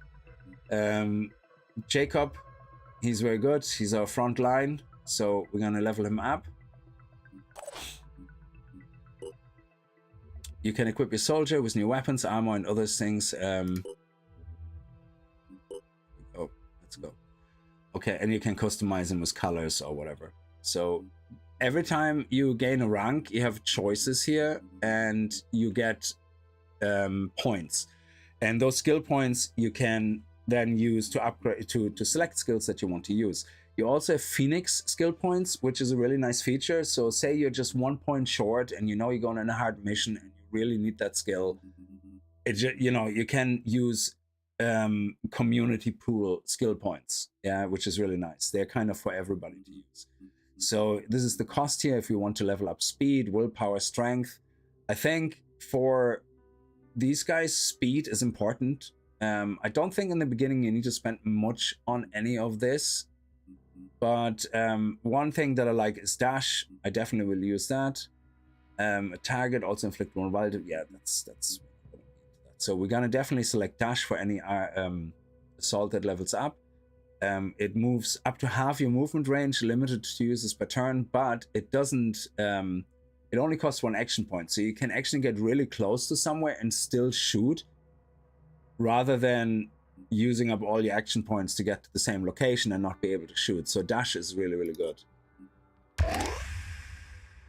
And we have 20 points left, so I think willpower is generally all important. I don't know if it shows you when you hover over it. Willpower determines the maximum will points in battle, which are used for abilities. Reaching 0 will points will cause panic, so it's important to have them in general, obviously. Strength is your hit points and how much you can carry and how far you can throw. Again, these guys probably not even gonna give them a grenade. I'm not really sure. Maybe one. So I mean, in the beginning, I suppose everybody should have a grenade. Speed determines how many tiles a character can move. For assault, I think it's very important because they're gonna be your scouts. Well, I use them as scouts, so you want to get them in.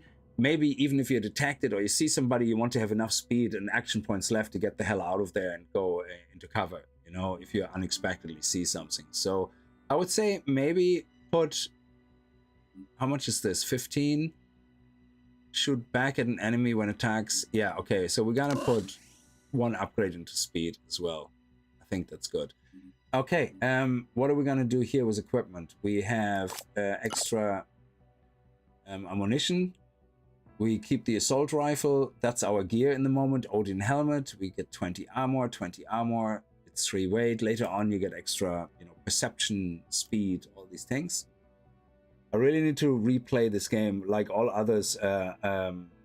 Like all those other 50, 100 games, I still need to play or want to replay. Yeah, I hear you. I'm with you on that. Let's put ourselves a grenade in. I suppose grenades are very important, especially in the beginning. You don't have a lot of utility skills to use things.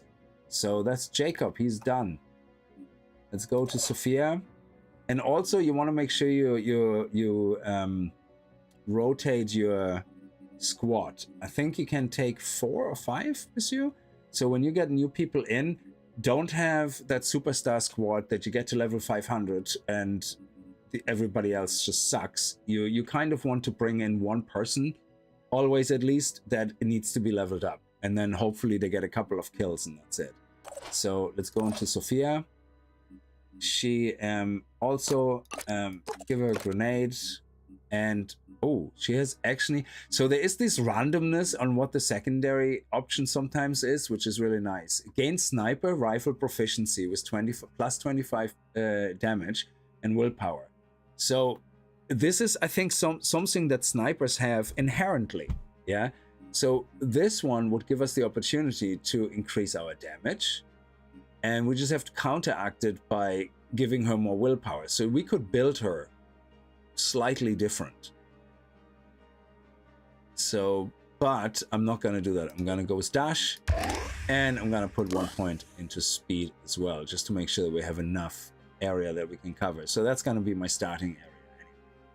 So if you want, you can customize them. You can have the helmet hidden or have the helmet on, whichever you prefer. You can change certain types here. These guys, you can't change a lot of things because they are the pre-designed or initial squad you get from the training tutorial. But you can change colors, you can change the designs on armor. I prefer just a nice sleek pattern, to be honest, and crisp colors. Usually I have my assault in a certain color, so I always know in a quick turn. Assault, I don't know what my color was, but say for example I keep them red, so whatever is a nice red to look at. Is it 12? Let me see. There is, I think there's another type of red. One is very crisp, the other one isn't. Yeah, this one is a very dark red, so that actually could look nice. There you go. And or you could go with the crisper one. like that.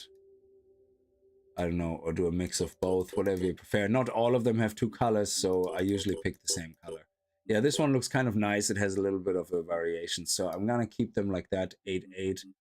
And then I go to Jacob and make him also an 8-8. So I know these are my assault guys.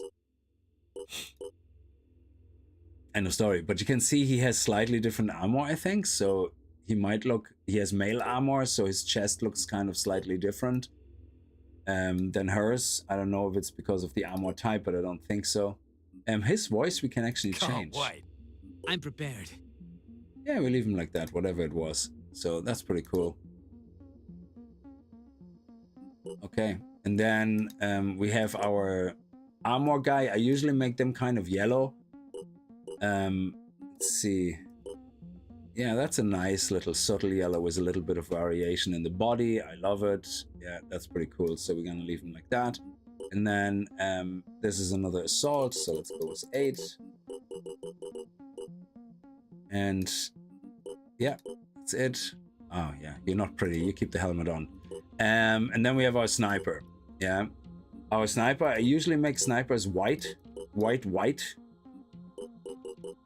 As white as possible. I don't know why. Why is that orange down there? Why are your feet orange, man?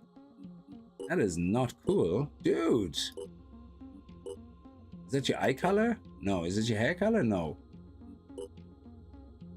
Why are your feet orange? Not a fan. Not a fan. Is there another white?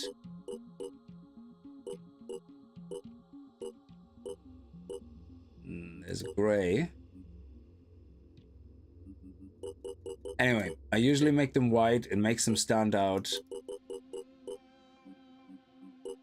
There you go. Something like that. Not a fan of your orange boots, but we talk about that, you know, later in your review. Yeah, and the helmets are pretty cool as well. I think they look like really awesome in white, the snipers. So anyway, and that's it. I think there's no more leveling up, no more nothing. Let's see if we have everybody covered. We have definitely want to give you a grenade as well. Thank you very much. And his armor is more heavy armor, so it has minus accuracy, minus stealth because it's heavy armor. You can give them different armor, so I can actually give him a helmet for an assault that has less armor, but doesn't have the perception penalties and all that. But the chest is all obviously, you know, you want the jet jump, but you can counteract the accuracy by, for example, giving him a sniper helmet. So if I would craft a sniper helmet, I put that on, it counteracts the perception penalty and the accuracy penalty. And I think that's a really good compromise. So I do like to give my guys mixed armor a lot of times so that they counterbalance some of the penalties. Okay, I don't think you need a grenade, but in case you get into trouble, I totally get you need a handgun, of course. And it would be good to actually have some handgun. Also, you probably should have a heal on you, just in case. Actually, that reminds me. I should have a heal as well. Yeah, okay. We're all set? Yeah, good, perfect. Let's see, who needs experience? Everybody except Sophie and Jacob. So we have 5 out of 6. Let's go to the Geoscape. The Manticore is your aircraft for transporting soldiers and exploring the world. The aircraft's crew is shown in the aircraft bar in the bottom of the screen. Using the soldier class icon, send your Manticore to the unexplored site. On the location, then select move from the action room. So the way this works is you have a radar, I think, in your base, and you slowly start exploring your surroundings. You like the bright green, bright cyan, make them really stand out. Perfect for a sniper. Exactly, yeah. Jekyll, how are you? So you find all these question marks everywhere, and there's gonna be different things you uncover. So we're gonna move over there. Oh, sorry, how many people is actually on the ship? 1, 2, 3, 4, 5. So we have the whole team. That's perfect. Oh, there's just one thing. I need you. Phoenix Point. I want my assaults together, and then I want my heavy, and then I want. It doesn't make a difference. It's just now they all look like here, and I know exactly, okay, I have 3 assaults with me, because otherwise I overlook if I have an assault on me or not. Okay, so let's head over here. Initially, all sites on the geoscapes are unexplored, marked with a question mark. You need at least 1 soldier on board an aircraft in order to explore. Exploration takes time, and you may get ambushed, so be on your guard. Explore the site. Now, in the beginning, there's gonna be a lot of sites which are faction specific. I stay the hell away from them. Scavenging sites, I do. Straight up in the beginning, because they give us resources, which is very important. There's a lot of random events where you have to make a decision right there and then. Some of them are to actually kickstart DLCs. Some of them are just in general where you end up getting faction reputation or misreputation, unreputation, whatever the opposite is, bad reputation, and because of your choices. And others are just generally just yada yada, and you get resources. You know, there's nothing you can change really. So let's go start the mission and deploy the squad.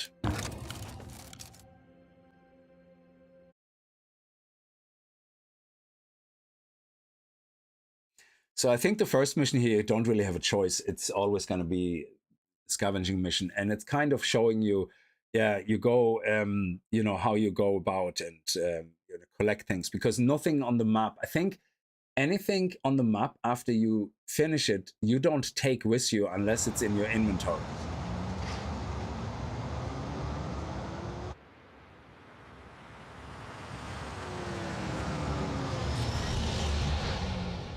Those crates contain valuable materials, so grab everything you can. This place will be crawling with mutants any minute now. So Phoenix Point uses a damage prediction system.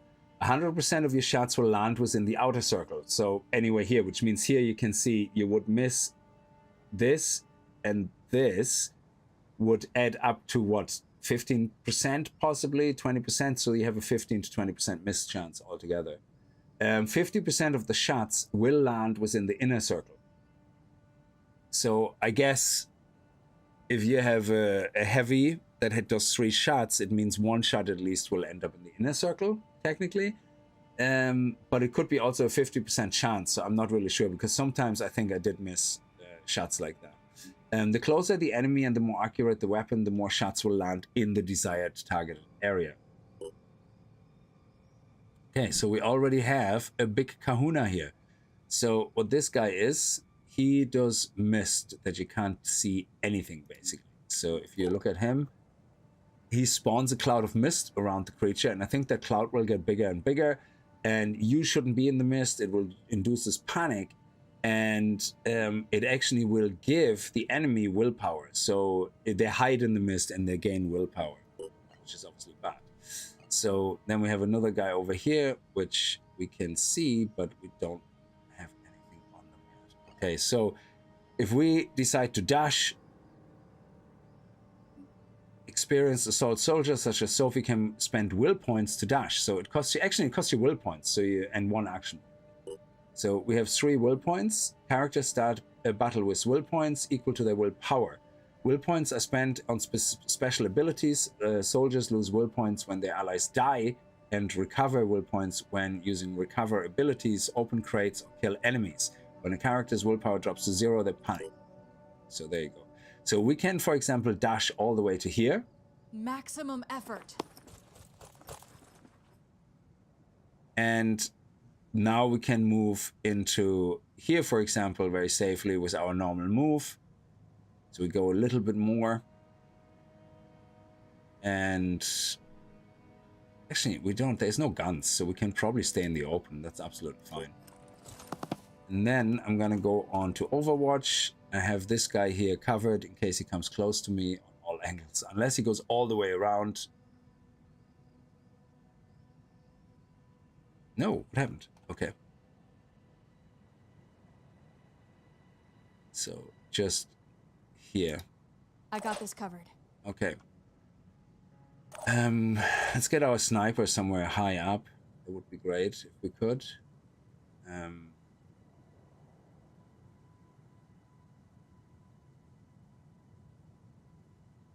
Actually, if we get our sniper here, And she can take a pot shot at our friend here.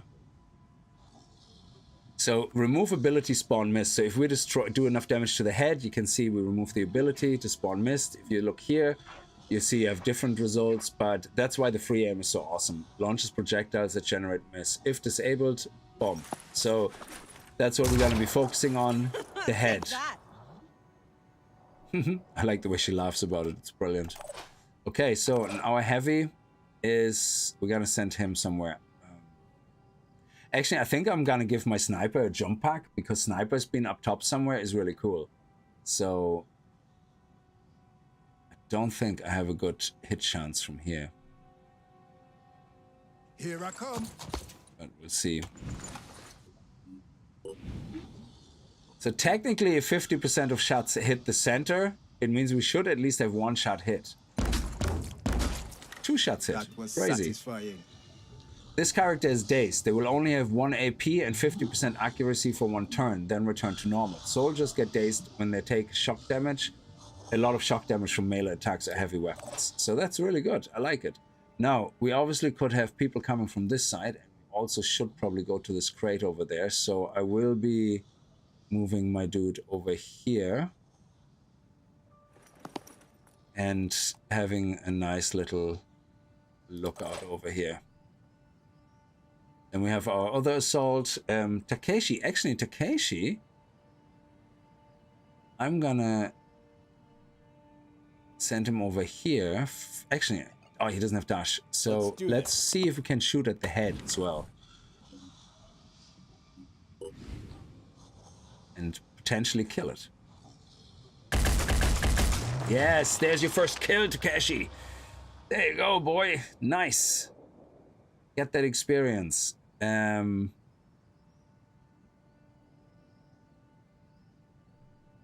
I think we're gonna stay right here.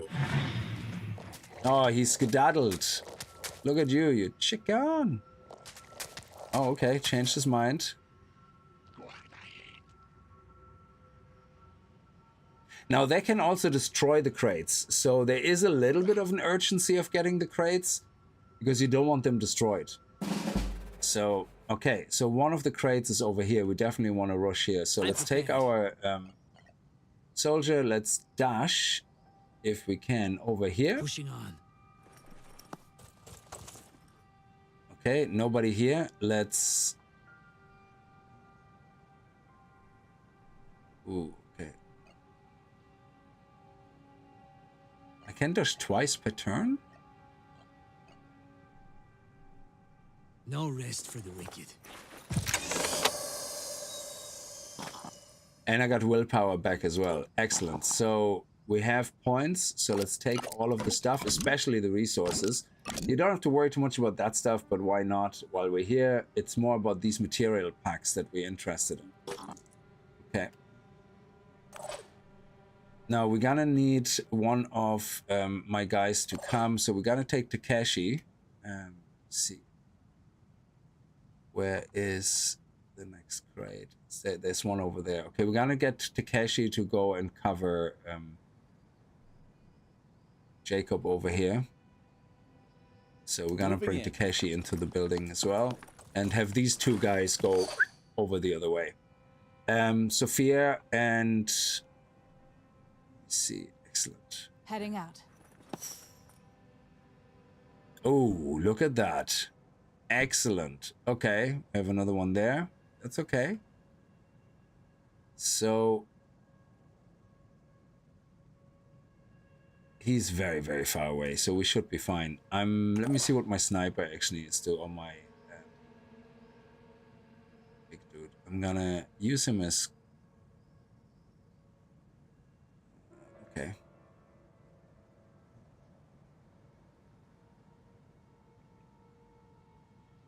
I'm gonna bring him over here. I'm gonna use him as bait. And then we're gonna get our sniper over here. Here I am, let's do this. And go very close over here. Area covered. So covering this area, and I'm gonna get my Heading out? Do it here.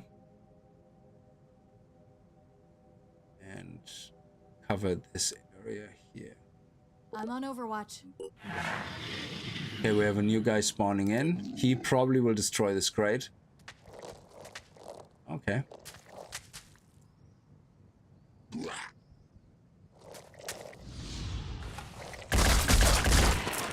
Perfect shot. Nicely covered. And there's another crate over there on the left as well.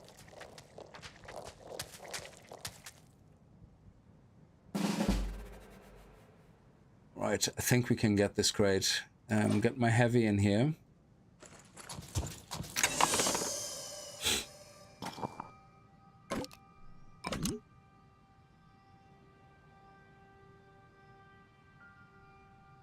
I can craft all this. I'm not going to take this. I'm just going to take the resources. And then I'm going to head over here so we can keep an eye on things.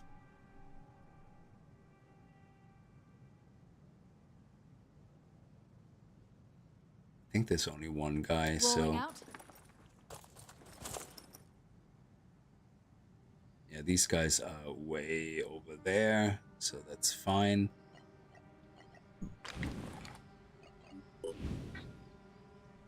It's not a guaranteed kill, so we're just gonna go on Overwatch here.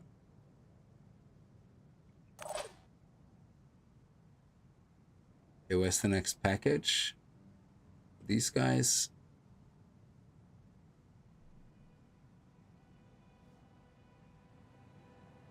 There's nothing on top. Oh, there's one in this building over here, so... Oh, has a package. Is there one up here? I don't think so. Can't really get there. Is there one up there? No, it's just a blue light, okay.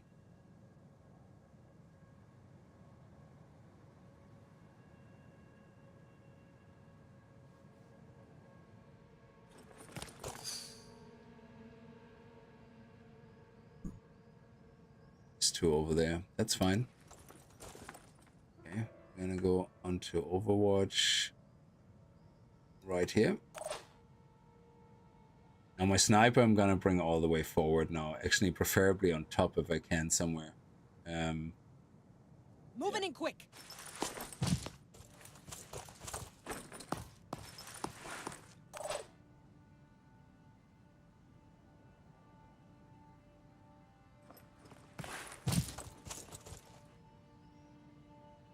He won't be able to get to me yet. He might, so we're definitely gonna keep an eye out. This side. Go.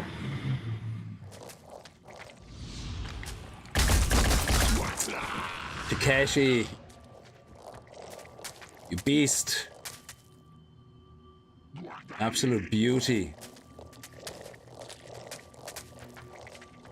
Is this the game you played like 2 years ago? Oh yeah. Yeah, a long time ago.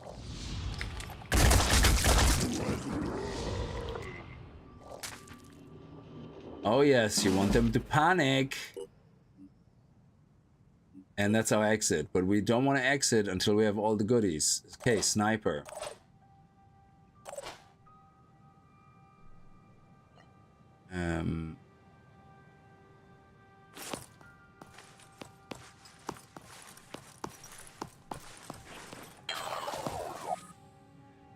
Will point zones represent areas on the battlefield which with strategic advantages. Entering a will point zone with one of your operatives will restore will points to your entire squad. Keep in mind that will points cannot exceed a soldier's maximum.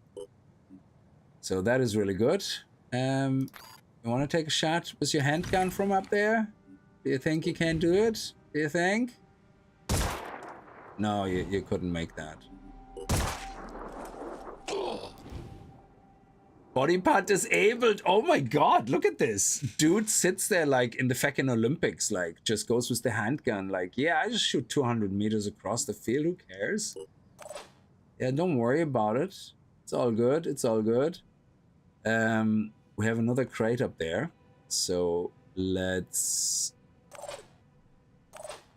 get our big guy here. and make him jump over here.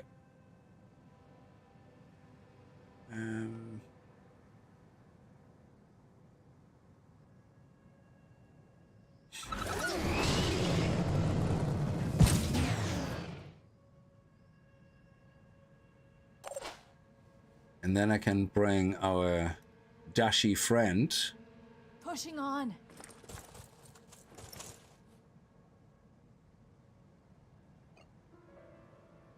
I'm gonna go this way around just in case there's somebody coming from the left. Okay. Then we're gonna go into Overwatch right here. Right, buddy.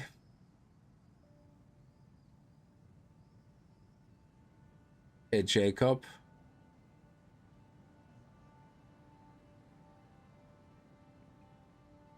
Rolling out.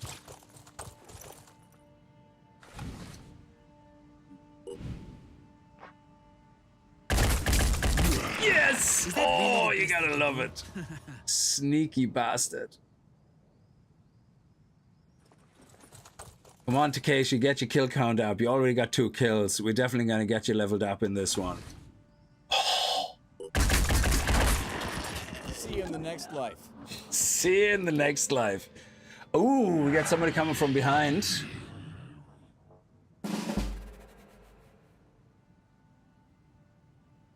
Where did the new guy enter the fray? Behind us. Oh, that's okay. We just have the Overwatch on it. But these 2 guys, we should be okay. So, Takeshi...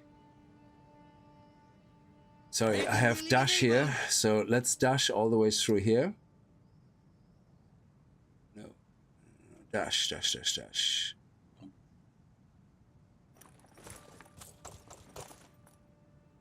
And then do a second dash all the way over here.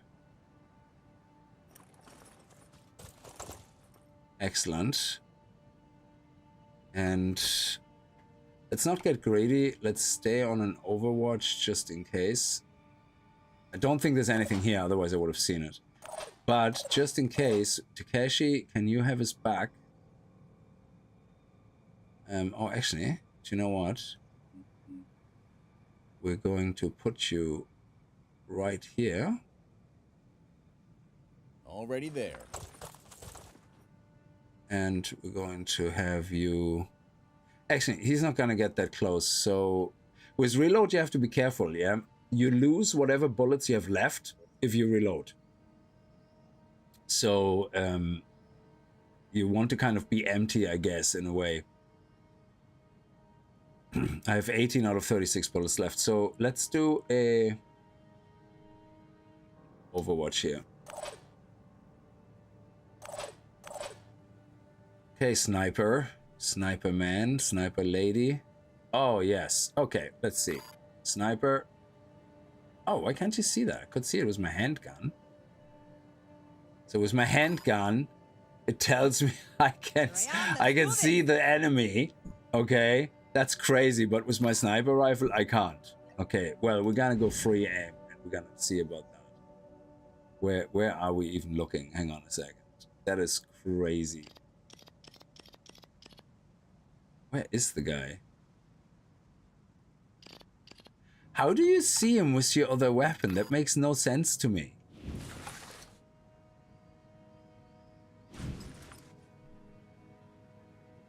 Where is he hiding? Oh, he's over there. Okay. Alright, fine. Let's come down one step.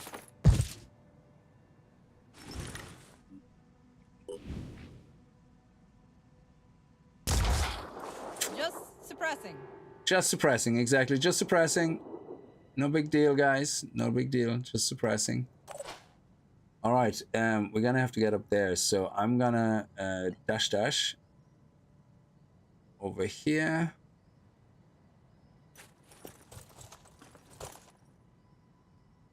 And then get over here, and I get all my willpower back. Dashing to the coordinates.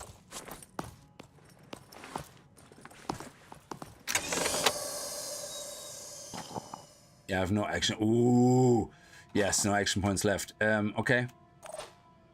Now, I will go and exit with those guys. What is the nearest exfil here? It is probably back. So what I'm going to do is I'm going to...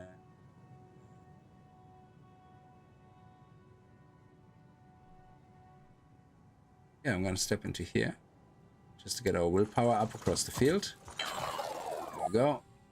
And then I'm going to get ready. These two after that one will extract back out. Okay. How far can you walk? Oh. Look at you. Such a beast.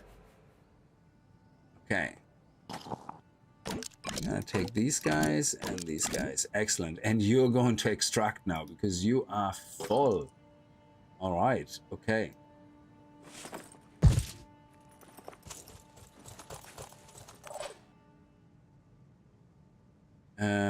Heading out. Oh, urgent magazine. So what you can't do is I don't think you can reverse engineer stuff. So if you find guns or resources, yeah, like magazines, you can use them as far as I know, but once they're used up, that's it. You can't, as far as I know, you can't reverse engineer. So I'm gonna leave that here. So let me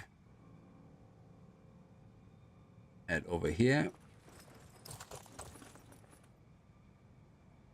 Sure I can't hit you there?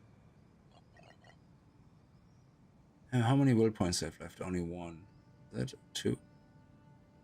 I can't do anything anyway, so we might as well walk back here.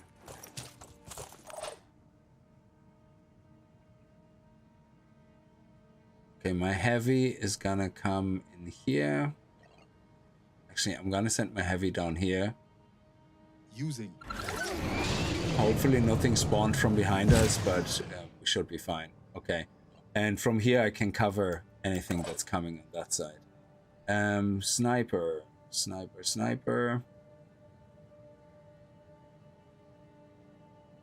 Yeah, I think we're just gonna send our sniper now towards the extraction point as well.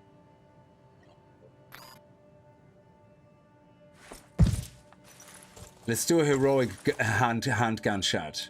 Finger on the trigger. Okay.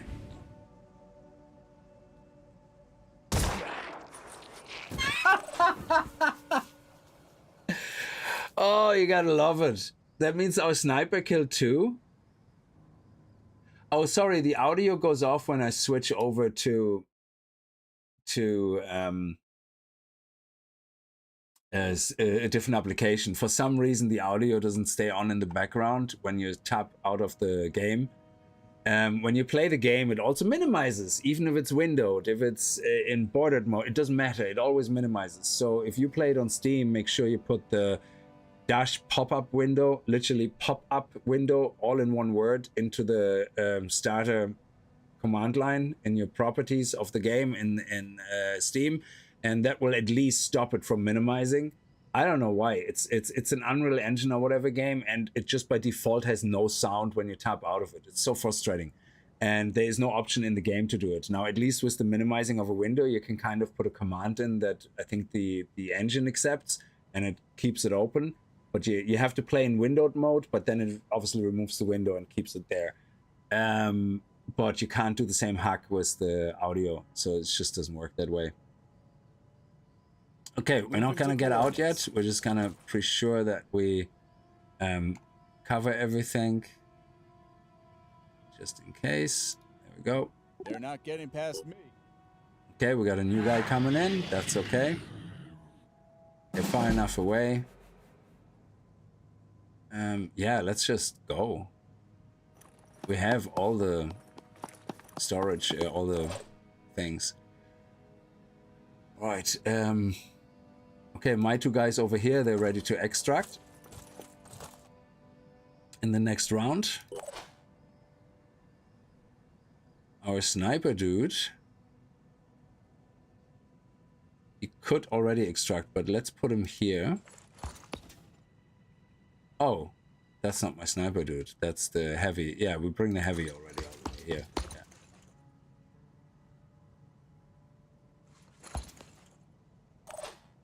My sniper, we're gonna put...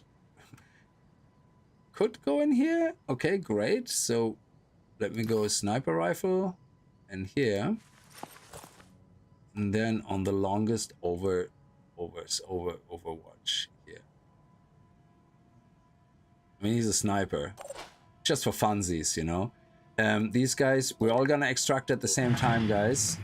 Unless we get into trouble. Aw, okay.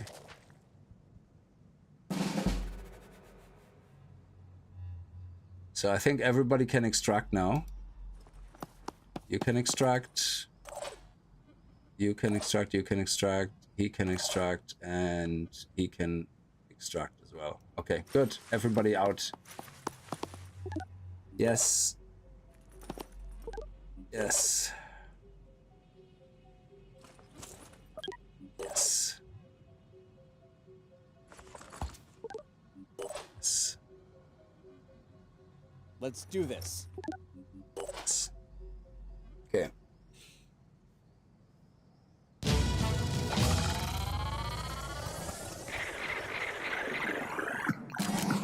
Oh, Takeshi! You had so many kills. How did you not level up? Okay. Takeshi and Irina have to go on a few more missions. I mean, that pistol shot from literally half across the map, that pistol kill, that should have given Irina like 3 levels. No doubt. Okay? How is Sophia already level 3? Why is she leveling up so much faster? She didn't even kill anything. And she only got 68 experience. Ah. Oh.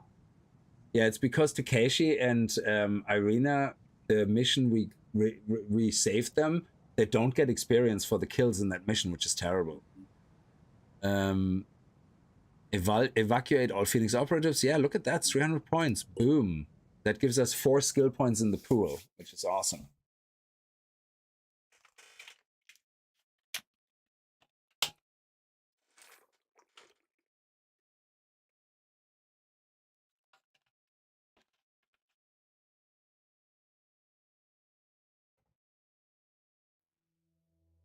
Okay, look at that. We got 400 resources, we got 100 resources, and we got 100 food, 100 tech, and 400 materials.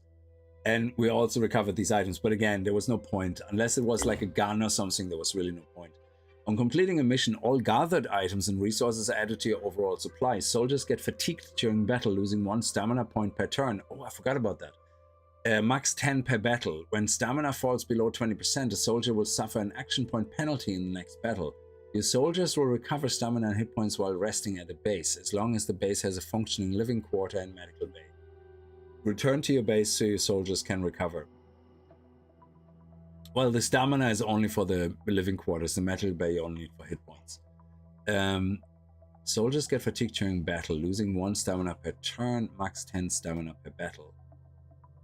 So I think they can go for 2-3 missions in a row or something. It kind of prevents you from going continuously in a mission. It's a nice little thing. So we could continue now. You can see we have a lot of stamina. So if we look at our personnel, they have 40 stamina. So if we lose 10 stamina per battle maximum, then that's fine. You can go to 2 battles. That's 50% stamina lost. No big deal. Yeah. But like I said, 20% of your maximum stamina is 8. So if you are going below, what is it? Hang on. So 8, that means 32. 8, yeah. So if you have 8 or less stamina left, you start getting the penalty then, which is terrible. But at least it warns you. It's very good in doing that. So let's bring the guys home and let them heal up. Okay, so let's level our friends up. Jacob leveled up again, you beast. So now I could go and give Jacob Biochemist. All attacks that damage a target also inflict 1 viral damage per bullet. That's actually not bad. It means if you have a gun that shoots like multiple bullets in one go, then yeah. Because I think the assault rifle shoots what? 6. So if you hit with all 6, that's an extra 6 damage. But I don't want to do that. So I'm gonna get return fire, shoot back at an enemy when it attacks, provided the soldier is using a direct fire projectile weapon with proficiency and the enemy is within half perception range. Half perception range. So my perception on my dude is 35. So as long as the enemy is within 17 tiles, I retaliate, which means if a sniper, excuse me, if a sniper shoots at me from a longer distance, I'm screwed. I won't be returning fire, but it's a very good skill. I'm gonna do it, and I will also use another speed upgrade. Yes, okay, good, Jacob, well done. So let's go to Sophia. Sophia, we're also gonna get this. I'm very tempted though. It was giving her the extra damage, but the willpower penalty is just too much. We also need to get our willpower up for these guys afterwards. So let's go into here, and I'm gonna give her that as well. The next point here, I will go more into willpower because we're using willpower for dash. So I don't want to lose too many willpower. Oh, there's no audio on the Twitch stream. Hang on a second. Why is that? Oh, my apologies. Is there no game audio or my audio? Let me hear.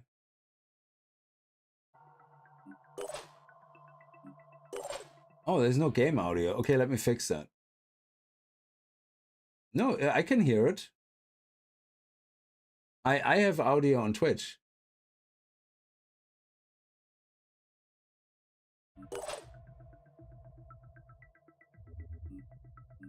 Oh, okay. Give me a second. I switch some things around. Oh, okay. Give me a second. I switch some things around. How about now? Oh, okay. Do you hear the game audio now? How about now?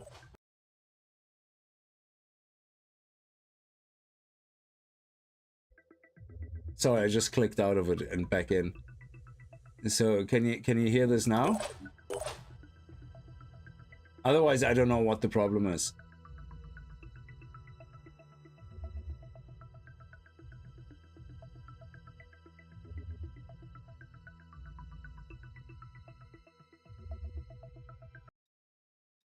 I just went out of the game. There's no audio now. So let me see. Audio settings.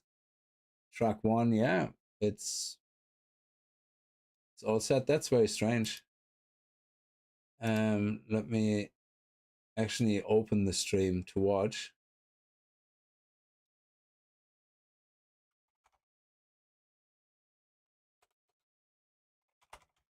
Sorry, right now you don't have a game sound because I'm not focused on the game. It doesn't have sound when you're not focused on it. Let me see. How do I watch my own stream? Channel. There we go.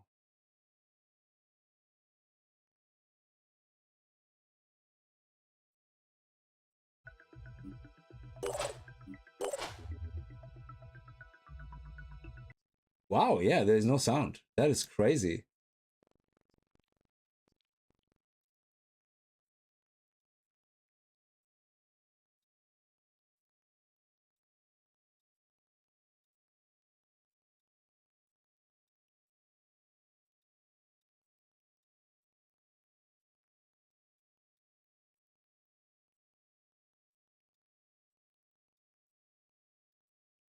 I wouldn't be surprised if it's Twitch manipulating my stream because I'm dual streaming and they have some built-in shit that messes up the stream on the Twitch side.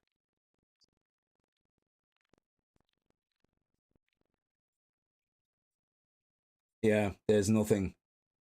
I don't know. That is crazy. I've never seen that before.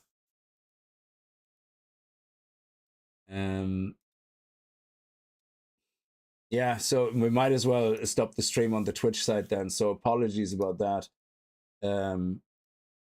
Let me actually just restart it on the Twitch side and see if that makes a difference.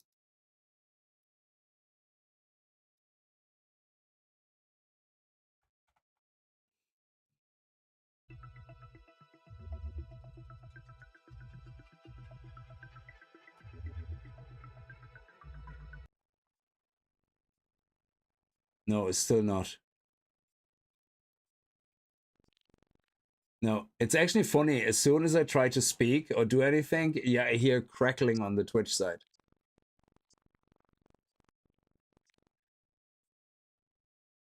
Very strange. Anyway, so we're gonna have to stop it on the Twitch side then. Sorry.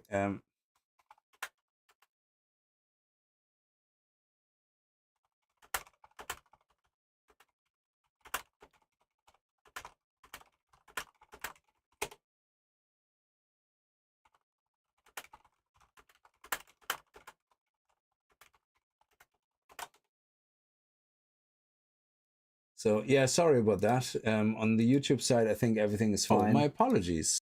Yeah, so that is very odd. In the stream preview, I can hear everything, but for some reason, it's not working on the non-preview. So yeah, my apologies.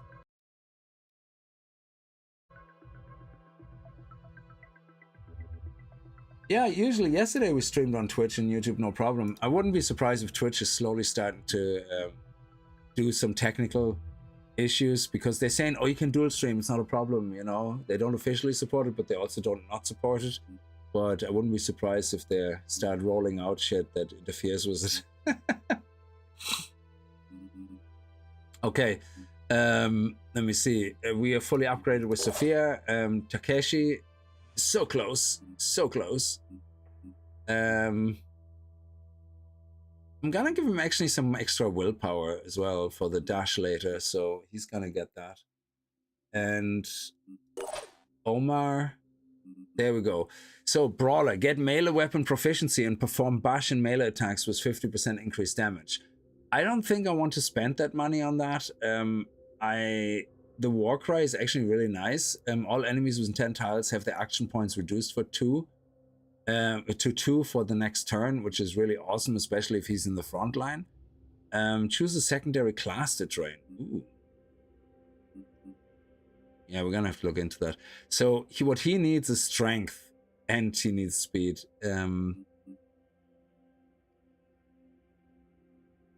Because he has he has plus 30 perception. Why does he not walk as much? Because of his speed? So if I give him 2 speed, that should probably help. And then we're skipping that, and then after that we probably go with the Warcry. And that costs 50 points. So yeah, I'm gonna have to give him some speed.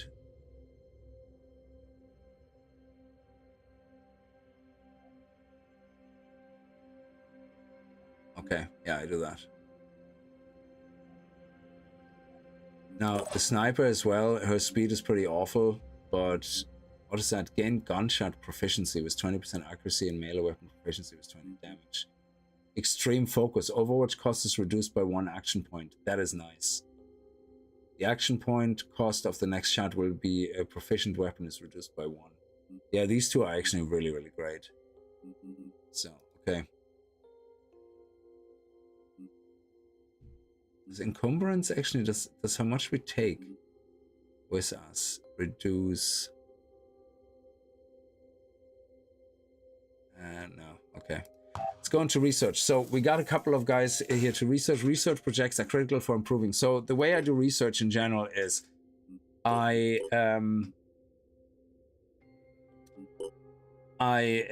this one we have to research now, but in general, I prioritize anything to do with autopsies, because that usually opens up more research trees. And then I usually focus on things that I really need right now. Like, I don't need better weapons right now. We're fine. But say, when we get to the scenario where we need better healing or something, yeah, absolutely, I will do that. So, research, we have the research started, and that's what the game wants us to wait on, while everybody else is getting back their stamina as well. So research is nearly complete. And there's nothing else to explore right now. Research complete. So global mist monitoring system available. Reprogramming all of our satellite systems have revealed the extent of the new mist outbreak. The origin sites are in coastal sea regions, as in the previous 2 incursions, but the activity level seems higher, posing a serious threat to remaining life on Earth. Heavens caught within the mist will be at risk of attack, so we should explore mist covered regions thoroughly and defend any havens trapped within them. Our Geoscape monitoring system have been updated with the current mist coverage. So you can see now the mist where it's happening. The mist represents the progression of the Pandora virus as it spreads through the globe. The Pandorian mutations will attempt to build colonies in areas of land covered by the mist, which will then attack nearby havens. So there we go. We're near the coastal region here, and that's where it starts. So enter manufacturing tab. Weapons, vehicles, and armor are manufactured by fabrication plants, provided the required research has been developed and you have enough resources. So this is where these resources come into play. Well, the tech and mechanic mainly. So what is right now we have to do? Manufacture a medkit. So we click on the medkit. It costs 28 materials and 6 tech. Oh shit, no. Oh my god, did I craft loads? You completed the tutorial, you're on your own. Phoenix Point is a game making hard choices. You have to use your limited resources strategically and carefully pick your battles. You will not be able to take on every mission, save every haven, or gather every resource. Instead, you must decide which losses you are willing to bear and which cannot be accepted, and then act accordingly. If you try to do everything, you're likely to fail. Think strategically, however, and you will succeed. Now let's find out what happens to the Phoenix project. Research Phoenix Archives. So I crafted way too many that I didn't need, but anyway. Completed research, Pandoran evolution, complete research. Now this is not you must do this right now, this very second. Complete research, Haven protocols. This is kind of just a suggestion to guide you into the direction of where you should be going. So you don't need to panic and go, okay, I need to do this all now. Yeah, I'm gonna research autopsies first. End of story. I always do. So after that, yeah, the Phoenix Archive, like you can see what this is about. Yeah, right now I don't need to recruit any soldiers right now this very second, so that can wait a little bit. The Phoenix Archive is important, of course, because that opens up other research branches. So, but right now, ooh, Mist Sentinel. The specimen appears to be a fungal origin. Damage inflicted on Mist Sentinels is increased by 15%. Again, do you need this right now, this very second? Probably not. So, yeah, let's go with that first. And then you have the Phoenixpedia, which has all the entrances where you can see everything about shock damage, blast damage, acid damage, paralyzed damage, virus damage, fire damage, shred damage, pierce value, psychic damage, advanced havens, advanced factions, and diplomacy. So you get loads of information here, especially about diplomacy, relationship levels, allied, attitude 75 above, supportive 25 to 49. You will see you get a lot of minus things as well. It just is the way it is. Research, we only have this one. We came across these guys. If you're really into the lore of things, you can start looking up what these things are about. Pandoran nests, things like that. The Strangler, that's the guy we fought earlier. Weapons, we so far only have earth weapons. There's nothing more we can really do. Independent assault rifle, that's from the Yar AR, is that not from the new? And then here's your current armor, your current gear, and equipment. Actually, there's a few things I want to do with equipment. I think our sniper should have a jump pack, to be honest, at some point. So if we go into personnel and we go to our sniper, you can see that we get accuracy, of course, you know, from the chest. But if we would give this chest, which has an accuracy penalty, yeah, to the sniper could use that chest to jump up to really high locations. So at the cost of some accuracy, we have plus 16% accuracy, and the chest gives +4, so if we take the chest out, we lose 4 accuracy. If we put a golem chest on, we lose another 8, but we're still at +4 accuracy. So accuracy, what does it say here? Does it show you anything? It probably is in the Phoenixpedia. Let me see, accuracy. Oh, it doesn't have accuracy there. Weapons, armor, equipment, vehicles, lower. So you're not going to tell me anything about accuracy? Okay. Character attributes. Accuracy is dependent on the weapon type, but a character may have an accuracy modifier derived from armor and specific skills. Doesn't really go into if accuracy... I think accuracy just makes the circle smaller. The higher your accuracy, the smaller your circle. So if you look at our heavy, for example, he has a terrible accuracy. Yeah. Oh, we can rename him as well. He has a terrible accuracy of -16. But if we take the helmet away,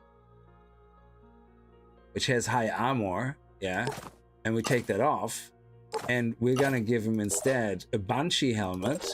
That Banshee helmet has an extra 8% accuracy. So it has less armor, but that doesn't matter. So we could give him the Banshee, and the legs, for example, they have 30 armor, but again, -4 accuracy. We could technically give him Odin leg armor, which is good armor, no accuracy penalty. So we could get our heavy not to lose too much armor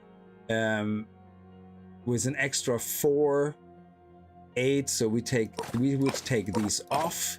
That would leave him at -8, and then we would give him the helmet here. That would be a +8. So he would have 0 penalty in accuracy if we would give him that helmet and the pants of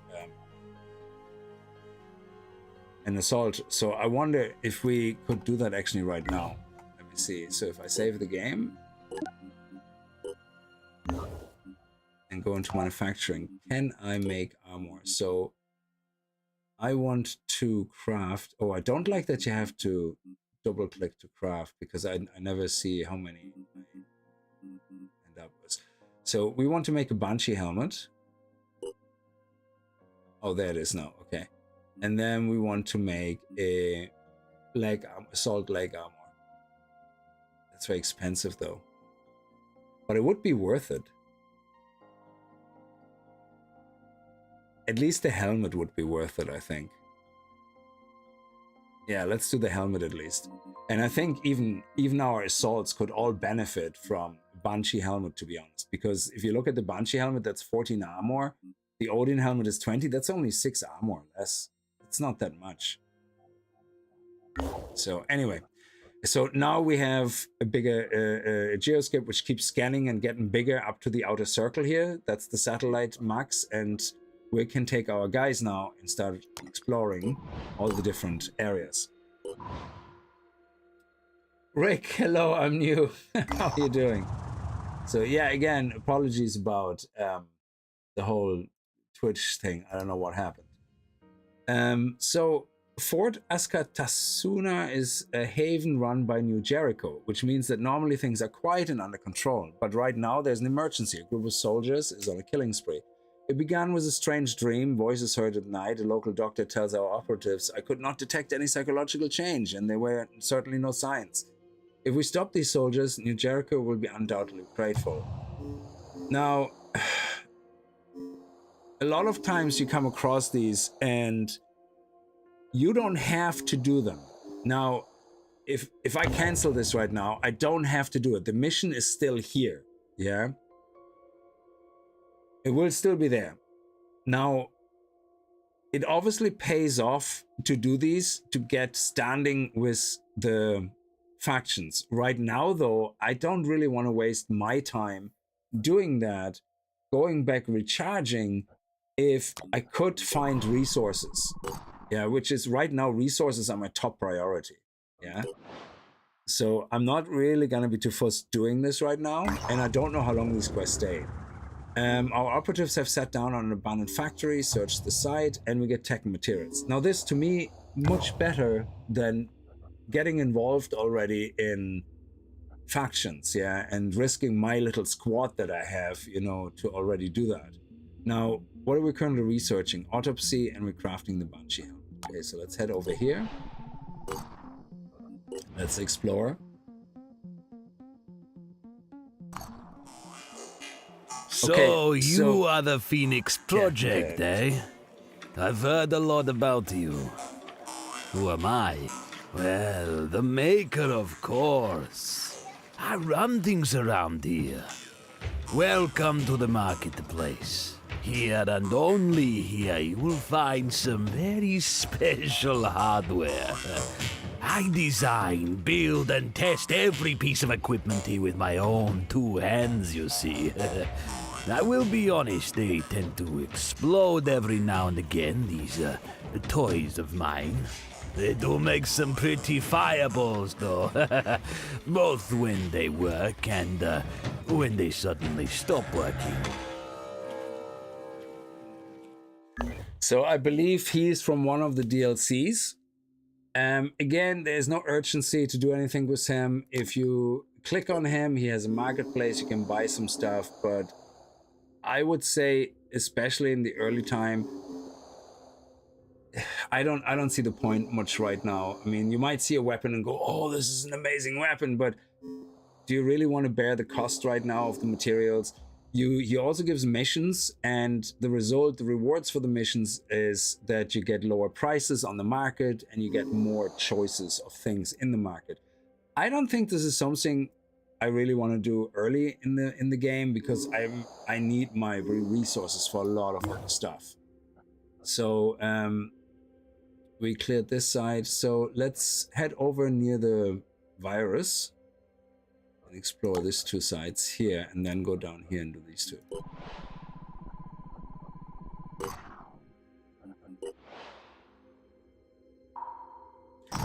Okay, production of Banshee helmet completed. Oh, the Augurai. We catch wind of an ongoing Anu ritual called the Aguri. It's a form of divination based on the observation of birds and signs in the sky. The disciples deem the readings of utmost importance, broadcasting the same message on all frequency. It says the moon is dark, the god is dance, blah blah blah, terror in the sky, yada yada. Somehow this unnerving sound clip manages to cause unease even among the most scientifically minded members of our staff. Well, we need to finish exploring. At the side, what used to be a lake, our operatives discover an unsettling sight. The entire surface of the water is overgrown with a thick layer of what appears to be dry, flaky skin. In the middle of a lake is a large orifice, which pumps out sticky greenish liquid. Stay away from orifices which pump out sticky liquid.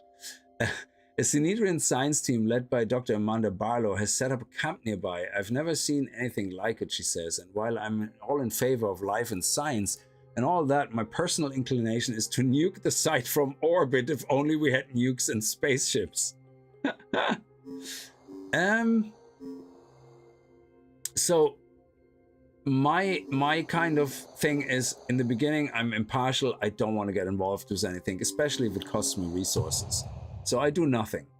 I don't blame you. Dr. Barlow says was very shocked. We live in a messed up world and nothing makes sense anymore. Great.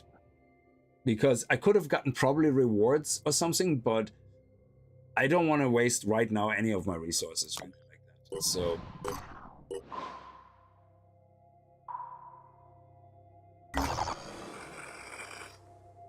ooh, threat level low. Recover a vehicle.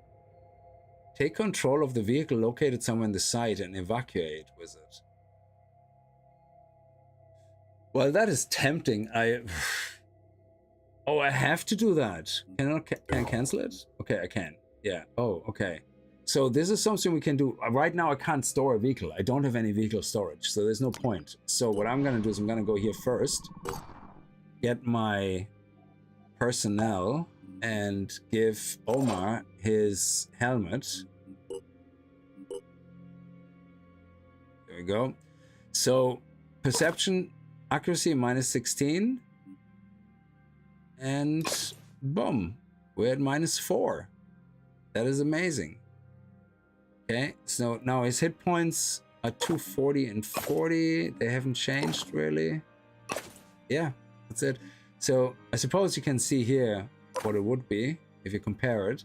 You would lose, the Banshee has 14 less armor, but it has all the other stats better. And I think for 7 armor loss, yeah, I don't think it's the end of the world. So I think this is much better.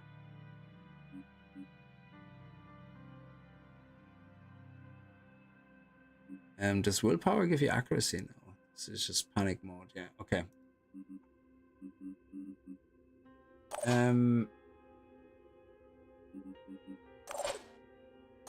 How much accuracy? These guys don't have an accuracy bonus, but again, we would lose 6 armor for 8 accuracy. So, and I think this is, I think I'm gonna craft another 2 of those helmets for my assault team, to be honest. That's not bad spending, I think. Let's see how expensive that would be. If I go manufacturing.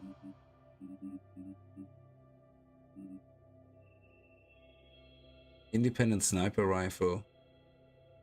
Doesn't cost the end of the world, but it's 45 effective range. And my current sniper rifle is a Firebird, 51 effective range. Or is this my current one? Which is my current sniper rifle? It's the Firebird, yeah. Okay. Alright, manufacturing, let's see. Armor.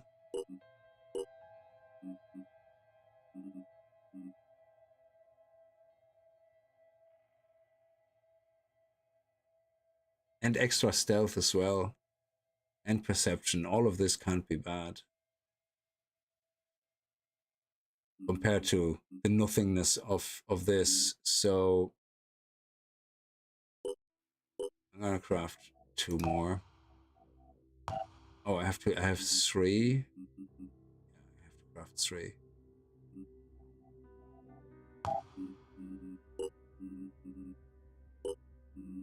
Okay.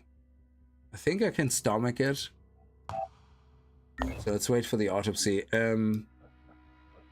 Let's explore the other areas here.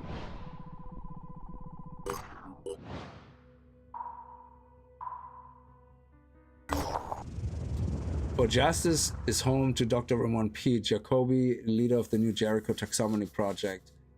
Before that, people just called them monsters or mutants or even aliens, he says, but that's really rather missing the point. Okay. Anyway, he continues, that's not what I wanted to talk to you about. Actually, I want to make you an offer, you see. I have something, a book, but it's not just any book, a notebook written by Randolph Symes, one of the founders of the Phoenix Project. Great man ahead of its time. I'm sure it would be invaluable to you. I'm willing to trade for it. 20 tech for the book. Okay, we're getting something in return for guaranteed, but is it any good? Let me see. It's the founder of the project. Let's go for it. Yes, research 125. That's awesome. Our research is nearly done. That's not bad.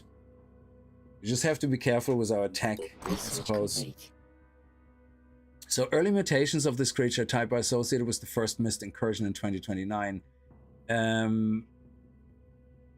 Nothing in here about any special abilities. Genetic origins, 25% anthropic, human, unknown. Combat, subhuman intelligence allows of melded weapons. Yeah, so they're basically just frontline units. Reproduction, cloned and mutated auxiliary objects located nest. Offensive mutations, claw, melded gun. So they can come with a gun, with a claw, or an organic grenade launcher. Holy shit. And poison spit. Defensive mutations, bony carapace, bony shield. Agile mutations are known to have high jump ability, max 3 meters. Weakness, upper arms can easily be disabled, unable to climb. So that's what we do. We have to focus on their limbs then if we can't kill them in one attack. The Madness of Alexander Danchev. I think this is part of a DLC as well. While analyzing the Athron exoskeleton biochemistry, we covered the notes of Alexander Danchev, a Phoenix scientist who became obsessed with the bioengineering an armored suit made from Athron-derived chitin. He constantly referred to revelations that came from his dreams, and he began to alienate his colleagues and his weird behavior. Randolph Symes eventually banned him from this line of research. Unfortunately, his madness consumed him, and he fled Phoenix Point with valuable lab equipment. Danchev's files contain... so we encrypt the files. We managed to pinpoint the location. So the Catacombs of Despair, I don't think this is something you have to do right now. I don't even know where it actually is. Let me see. Catacombs of Despair. Oh, Jesus, they're all the way here. Yeah, we're not going to rush into that. We're going to stay close to home right now and just start exploring things.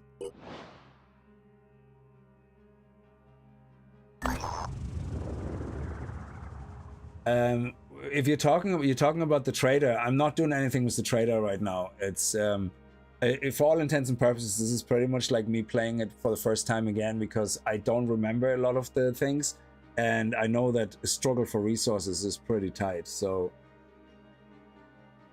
follow the creature directions.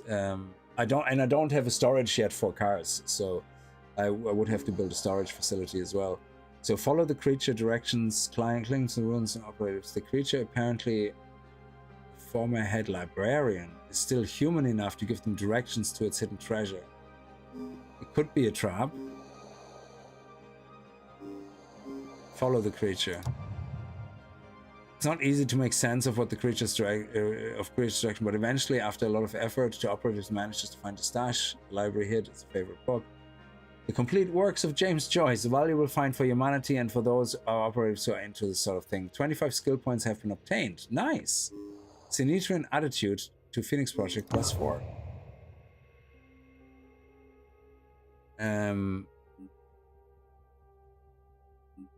Sorry. Is there... Oh, vehicles at base, 0 out of 2. Yeah. So you're talking about the quest to get the free vehicle. Is that what you're talking about? Because I definitely don't want to buy one. I think we can do the quest to get a free vehicle if it's not too rough. Okay, we have no more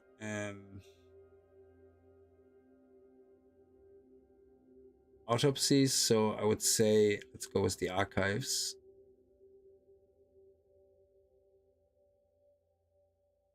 Before we do that, I don't need to recruit right now, so let's go with the archives first.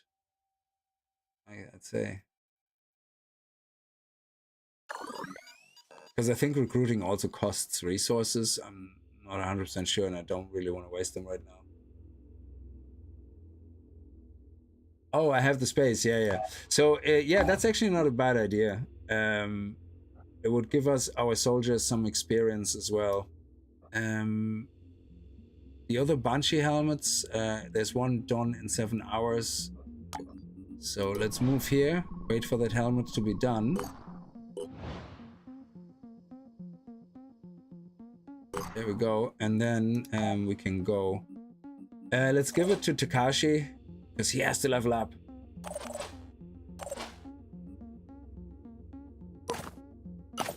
There we go. Alright, let's do a save. And yeah, we can save that on the main. That's fine.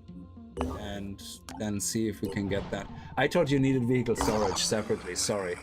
Scavenging missions are much more dangerous if within the mist. I'm in the mist zone. Oh shit. Yeah. Threat level medium. I don't think I want to do that yet. I need better gear and armor and all that. I'm not gonna. There's gonna be stuff there that I don't want to deal with yet, I think. Yeah, sorry, I didn't see that it was in the mist, actually. Yeah, I'm not going to do this. I'm checking about that yet.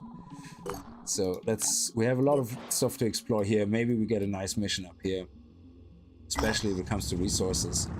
Our operatives have made contact with New Jericho. In his speech, with his human factions, the traders. I'm not gonna, yeah, again, I stay out of every political thing right now. Don't care. Okay, good. And we got materials and tech. Great. Wonderful. That's perfect. Look at that. That's awesome. The only thing I'm gonna do is as soon as we come across a Sinedrian base that has an airship docked, I'm gonna save and try to get that airship, even though this is really hard. Because getting an airship early from the Sinedrians is just amazing. After recovering the base and analyzing the data banks, there may be other bases out there, but we will need to find them and bring them back online. There's no signs of Randall Symes III, but he has left something potentially useful. Randall Symes was the last leader of the Phoenix Project. His great-grandfather had been there when it was founded, and he was there to witness its end. When we took back Phoenix Point, we found his notes. In his final days, as the world collapsed around him, he'd been working frantically to understand the Pandora virus. Somewhere in the complicated history of the project, in decades of missions and investigations, there had to be an answer. His notes were damaged, too many of the files corrupted. But perhaps, if we could retrace his steps, we could figure out where his journey had taken him and what the answers he had discovered would mean for us. All critical Phoenix objectives are marked with the Phoenix Point symbol in the objectives panel. Completing these objectives will bring you closer to solving the Pandora virus. Is that new? I don't remember that. That's pretty cool. Taking this course is not the only path to victory. Yeah, that's awesome. I don't remember that being there before last time. Well, I played last time when it was an epic.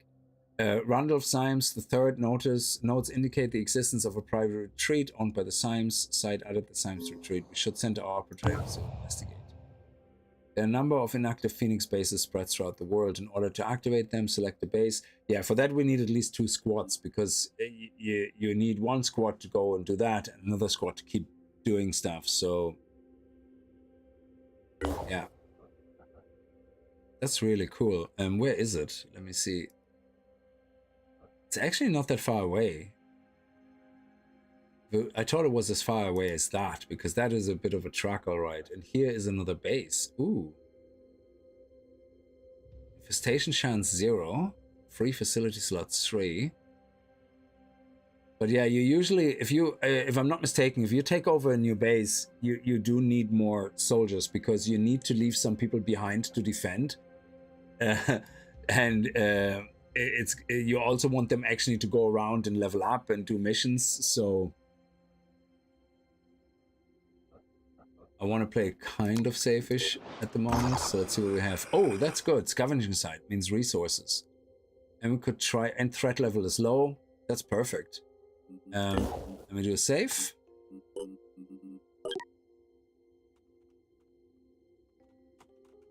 I always like to do a separate saves pre-mission in case shit hits the fan and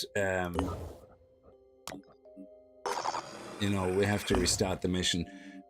We have Jacob, Sophia. We're gonna hopefully get a kill shot with Takashi because he's nearly leveled up. And we need to level up with our sniper as well.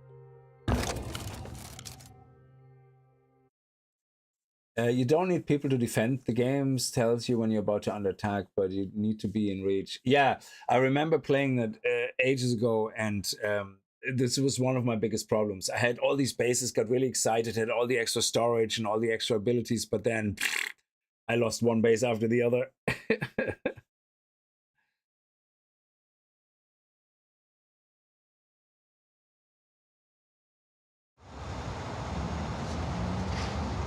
Can you skip that actually? Yeah, you can. Reach the crates and recover the resource packs. They will give you 100% of each resource, then evacuate your squad. Exactly what we just did. Perfect. Grenades are universally thrown weapons that deal damage to all targets within the sphere. Now, is it like XCOM? I don't remember, where if you throw a grenade at something, you don't get the autopsy? Or I think it doesn't really matter, because in XCOM, if you destroy the body, you don't get the items. Meanwhile, in this game, you don't get any items unless you have them on you. So, yeah. All right, okay, so let's have a look. There's actually already one here. So there's a crate here. There's a crate here. So we can send one team to kind of cover this side, and another team, well, one person should be enough for that. And then we bring the rest of the team around here. So if everybody moves in cynicism into the center here, we should be okay. Except for this is obviously somebody needs to go there. Okay, who's the closest? Sophia. Excellent. We're gonna make you dash. We're gonna make you dash. And let's do this. Exactly. What I was afraid of. Where is it? Okay, that's fine. That's no problem. So we're gonna head here. Now, I'm not gonna attack that because... Oh, no, actually somebody could come from behind, but they can't reach me in one turn. Unless they can shoot, I guess. So I would say maybe we're better off with Overwatch on this side. Or we take a shot. Actually, let's see. Let's wait and see first. Our sniper should go high up somewhere. Possible. Where can she go? Where can she go? Can she reach it? Is there a ladder up? There's stairs up. So technically we can get there. Okay. Let's bring our sniper all the way here. Actually, let's bring our sniper here just in case something spawns there that we can really quickly Moving in quick. get in there. And then I'm gonna bring my sniper up to the top. Ah, look, I see it. I knew it. You encountered a new enemy, a Triton. So he can be melee or weapon, I think. So Pandorans capable of siphon attacks restored their own hit points while dealing damage. Okay. So if we have a look at this dude. Restore 10 HP to all body parts per turn. So you need to kill him quickly, I guess. Yeah, vampiric, blood-sucking arm. So we want to kill his arm. Which arm has it? Is it both arms, is it? Ability double perception. Character's perception range is doubled. What does perception actually do? It shows us in the description in the Phoenixpedia. It talks about perception, but it doesn't explain what it does. I'm assuming perception makes the circle smaller. That's accuracy. So I don't know what perception does. Rolly Show, how are you? Oh, YouTube featured. Nice, thank you. That's awesome. Anyway, how are you getting on? I hope everything is well. They can see you from further away. Okay, so perception is good, so I can see the enemy sooner. Okay. Yeah. This is my little handgun. Oh, I can't even overwatch my handgun. In that case, I'm just gonna stay. He has probably a huge move range, so I'm just gonna stay here. However, I will move Jacob over here. I'm on the move. And put myself into Overwatch just here. I mean, if he doesn't come close, then no. Make it a bit wider though, because close and wide. Yeah. Nothing's getting past me. Now, we need to send. I think I'm gonna send my heavy over here.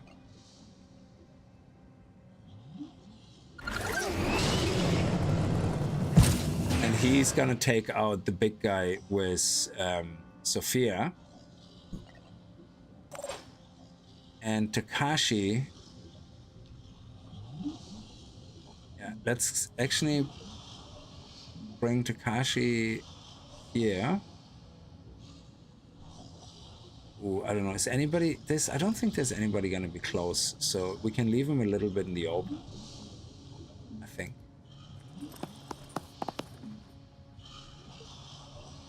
Yeah, because this guy, he will go across, but there's no way he can reach him in one turn. That's just not happening. Like, what? Can we see his range? What's his speed? Movement. Oh, 24. Holy shit. Hang on. 1, 2, 3, 4, 5, 6, 7. Oh shit, he could actually come there. Well, in that case, I think we're better off not taking the shot just yet, but making sure our friend is safe. Yeah. They're not getting past me. All right. The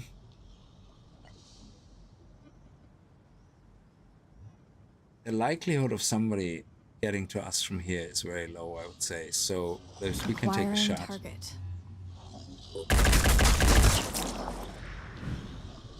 Enemies will become aware of your presence when they're alerted and will attempt to track you down. Yeah. Shred damage reduces the armor value of body parts. Oh, I have to remember that. That's good. Okay, let's go.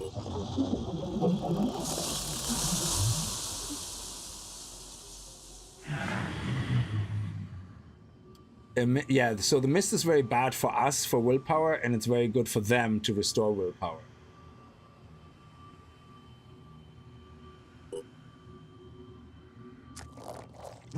Oh, luckily he wasn't aware of us.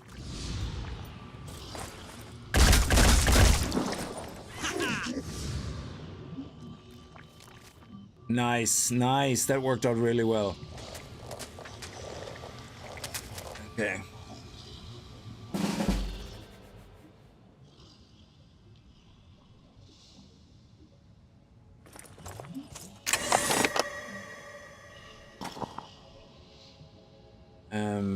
I think it only costs 1 action point if we do that. I don't... No, I keep everything... Actually, nah, just this. So, cost 1 action point. Excellent. And that means... right in the ass. Claps. There we go.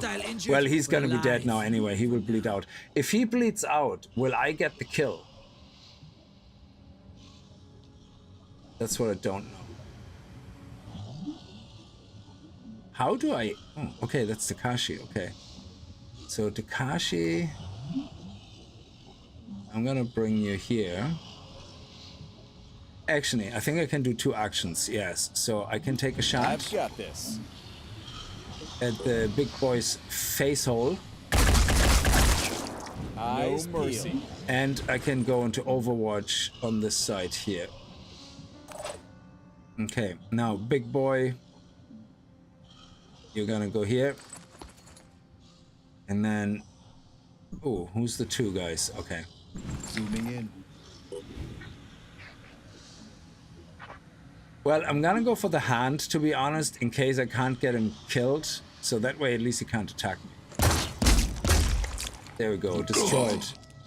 So shock damage does not deal any physical damage, but can cause a target to become dazed. In order for the daze to take effect, the shock damage inflicted must be greater than the current hit points of the target. So he is screwed, I guess. Each turn loses hit points, dazed, reduced. He can't attack us now. I think he might have a basic attack. I'm not sure, but it's not going to be much. Can we smack him? No, we don't have enough hit points left. So I would leave him here. Now, let me try something. Oh, we can't. We can see him here, and that's about it. Okay, fair enough. It takes 2 action. I have how many action points do I have? 4. Ah, it's a pity.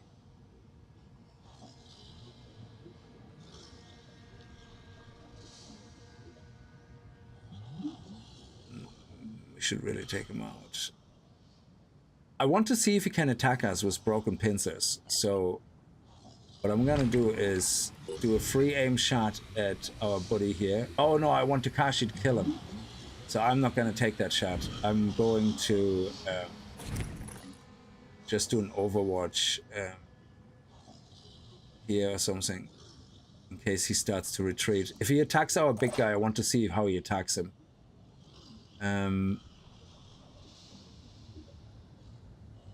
Oh, it's so far away.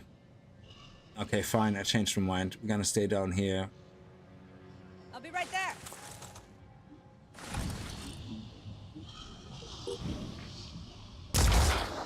Nice. Injured, but alive. Perfect. For now. The XP is based on fixed value for the mission, plus extra for optional objectives. But you also get kills. Because I remember reading up about or watching an older video like on this, and they're saying try to rotate the people that do the kill shots. Oh, you put a 47 spirit chest piece in the stash for us? Oh, great, I'll look at that tonight. That's awesome. Yeah, so we got everything. He's dead. That's awesome.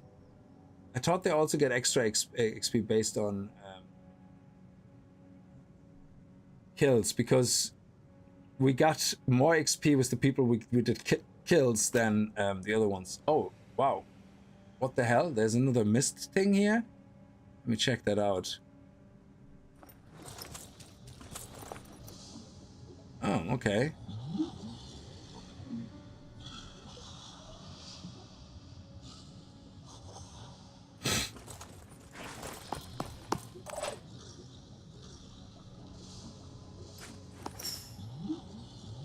It is. Holy crap. Already there. I've got this.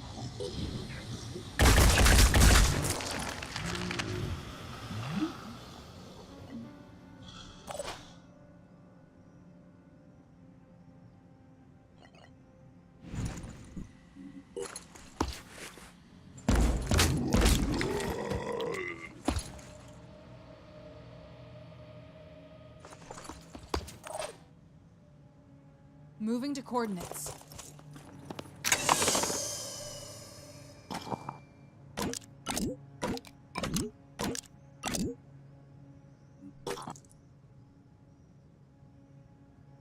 Okay, we're gonna move. Oh, is there somebody here? There's somebody coming. Okay, let's move forward. I'm on the move. Okay, let me see. I'm gonna try to. It's a pity we can't jump up there. Yeah, I'm gonna have to give my guy a jump pack. That's gonna help so much. He's gonna have to help out, so I'm just gonna head over here.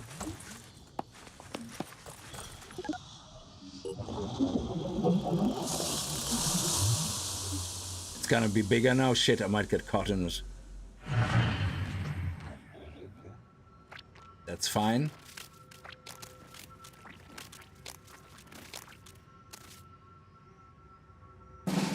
Okay. Now, Jacob, I want to go up here. He should be safe indoors.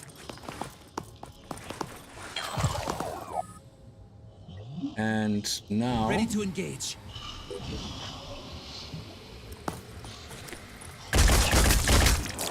Ha! Take that!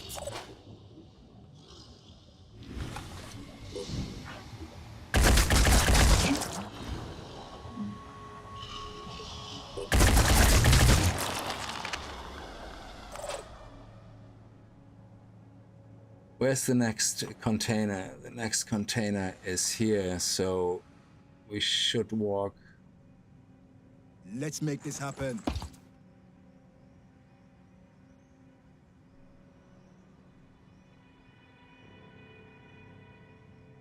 I'll keep both eyes open. Now, he could come from behind, though. That's the other thing. But he's covering the front. So I'm gonna cover the back.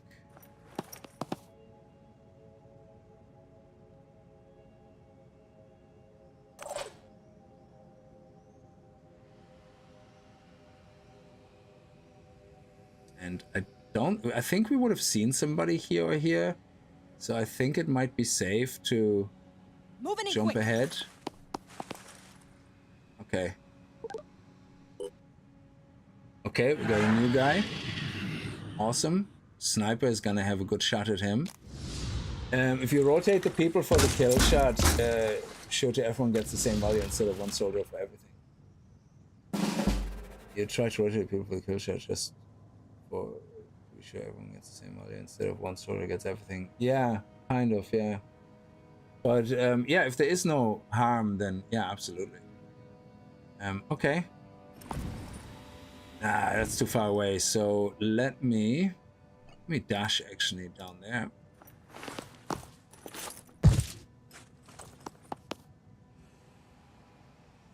And then go towards the next package. Oh, there's actually two up there.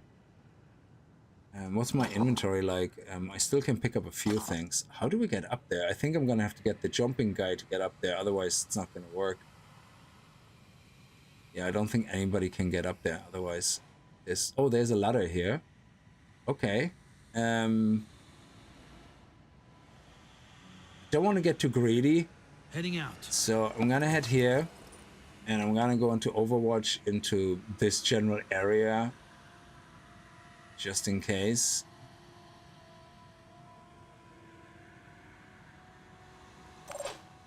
And then we get our sniper first. Let's do our sniper shot first. Ooh, okay. Should get a little bit closer.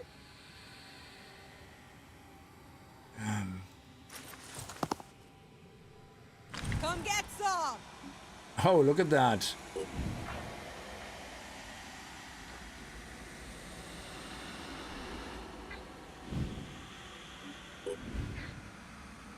Right in the ass. Okay, there's a 50-50 chance we miss. Take that. Beautiful. Okay, so we're doing good, so which means Takashi can actually just come up all the way now, which is brilliant.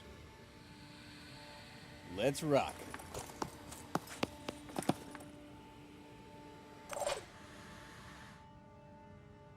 Did he even get a hit on us? I don't think he did. That is awesome. He just came from here. I actually missed that. I wasn't even looking how it happened.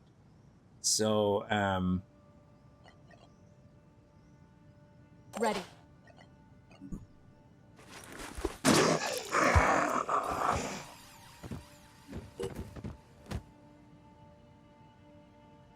is there anything on the ground we can pick up from him? No.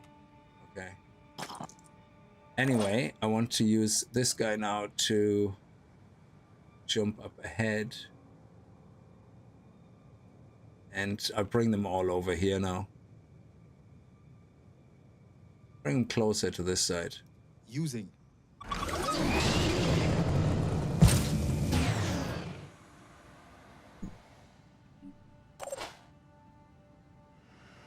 Okay. Moving in quick.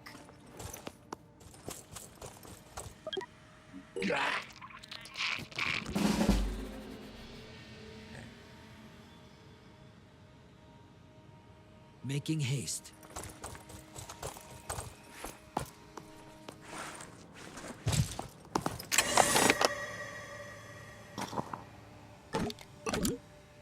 Oh, okay. Each of those weigh 3, so I can take one more. So we need another person to come up here. We need actually 2 people to come up here. So I'm gonna need you to also come up here. What's your inventory like? Okay, you still have a little bit more room.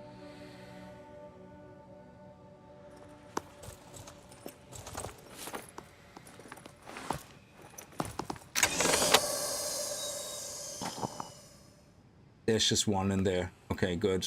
Might take a few of those, but we'll see. Recover will points equal to half willpower and become immune to panic for 1 turn. Why do I need that? I don't need that, do I? No. Okay.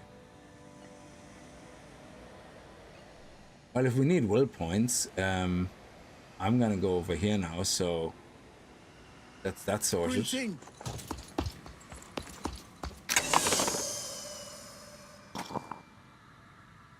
2, perfect.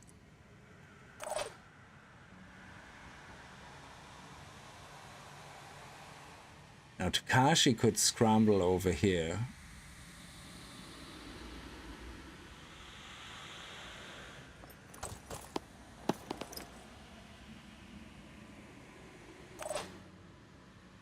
And our sniper probably has to come up here as well. Otherwise we won't be able to carry the whole thing.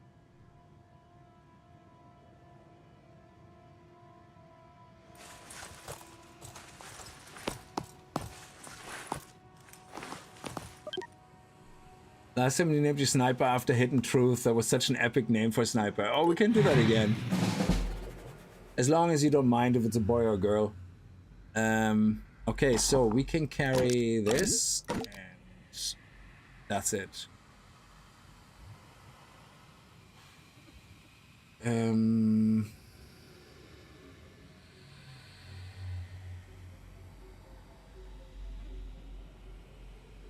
Yeah, so we need... So this guy, we're gonna have to make our way back to the extract. So the best thing is to start slowly walking back, I guess. But at the same time, obviously, be cautious. There could be people coming from behind you.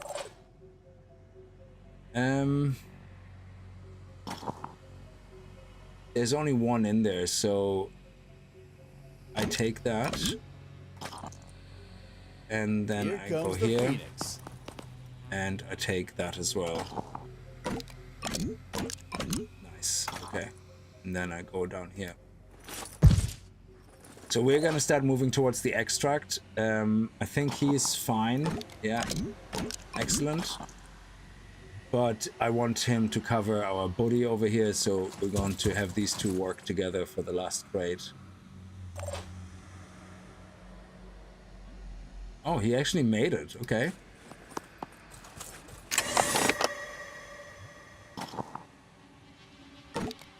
A mutagen? Oh, crap. I did not consider that.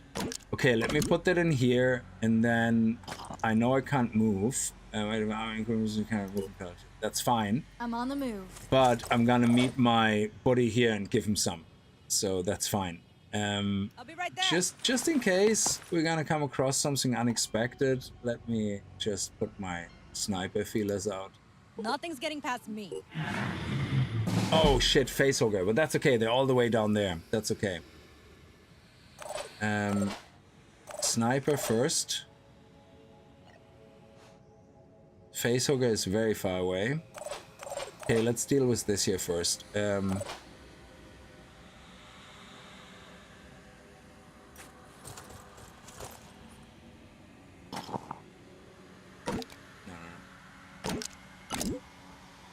Oh, he's also overburdened. Oh, crap. Okay. I'm on the move. Does he still have room? Nope. Nope. I think the sniper has room. Yeah, sniper is good. Okay, sniper, you're coming out here. Gonna give you the overwatch over into this direction. You guys are gonna go towards the exfil, which is over here. Okay, so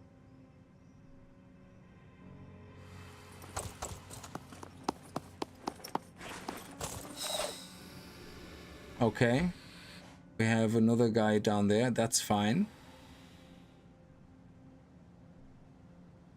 Let's rock.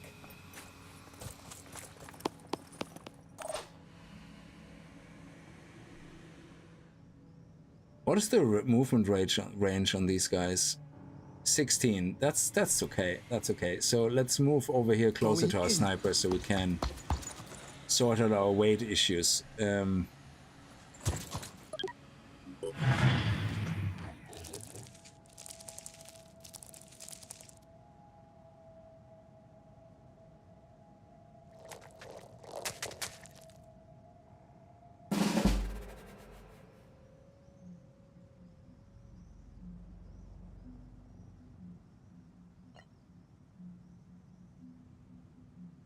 Pushing on.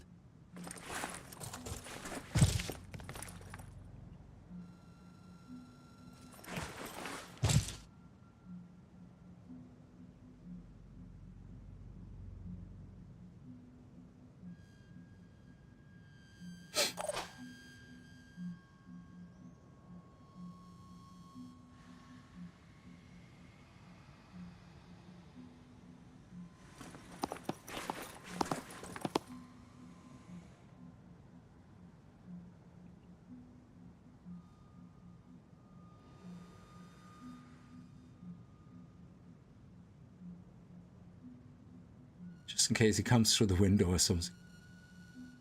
They're not getting past me. Okay, so you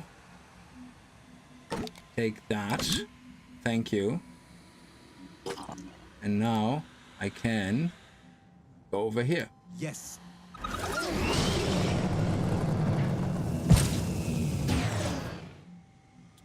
And Takashi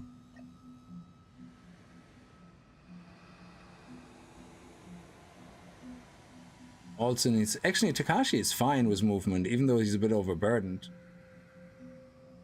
Does it give him an aim penalty? Rounds remaining a weapon. Okay.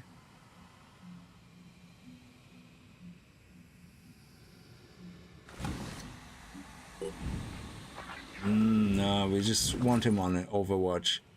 Okay, we're gonna need to skedaddle, so...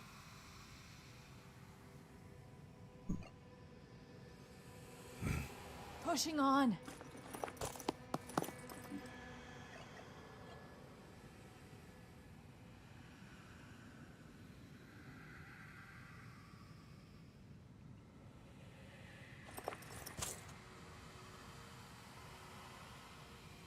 I got this covered.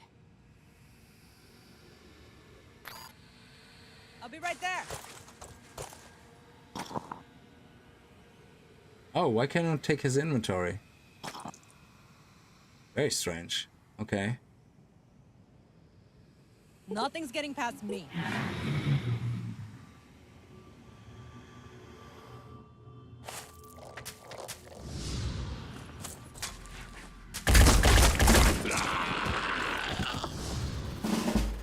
Nice. Okay. Our dude here can extract, so I'm gonna keep him pretty much just here on Overwatch until, you know, whatever. So let me see. In case we have somebody... Oh, nobody can spawn in from there, I suppose. That's too far away, but over there. So we're just gonna have the Overwatch here on that side. Nothing's getting past me. Takeshi, I think you can just flop in hard, Moving in. and then you're close to extraction as well. Oh, brilliant. You can, it's even better. Like, you can just come here. Omar. Yeah, you're too close to the building. You can just hop in here, I suppose.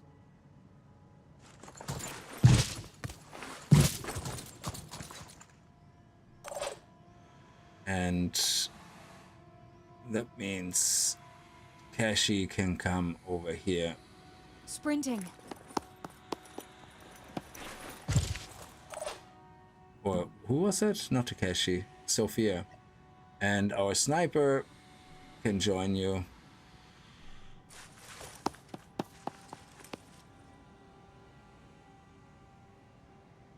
Area covered.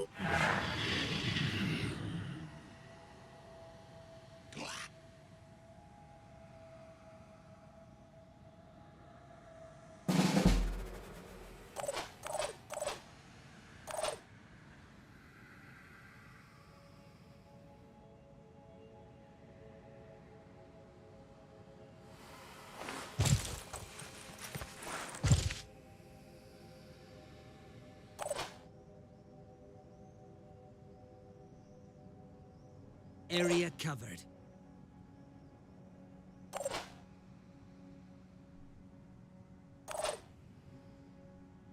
Let's do this.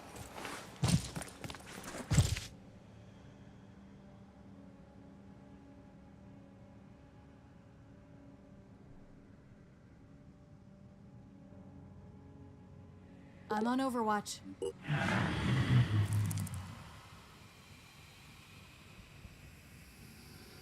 I think we can extract now safely.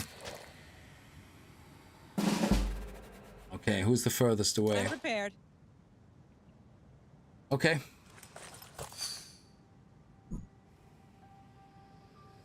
It's so tempting to take a shot, isn't it? Anyway, let's extract. Standing by.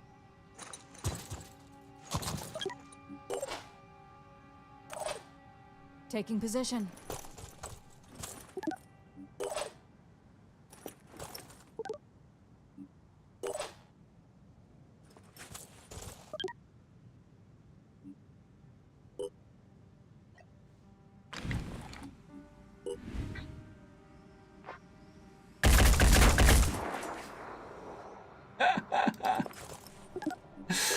Just thought I'd give it a shot, you know. Yeah, landing with the jetpack can't be good for you, yeah. Oh, finally, Arena, you leveled up. And Takeshi as well, awesome. But we got all of the resource packs, that is perfect. Most of the interesting technology is possessed by the factions to get access. Yeah, the Synedrian is usually what I try to butter up first, because they have really cool weapons.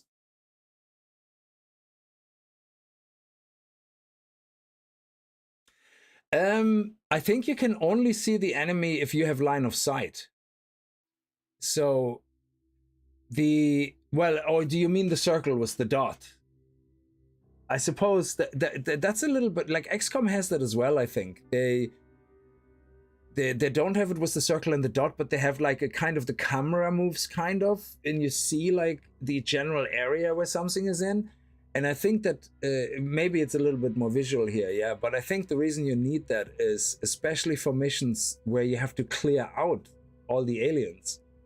Like imagine you have a big map and you have an alien constantly running around hiding in buildings, yeah, and you have to chase it down.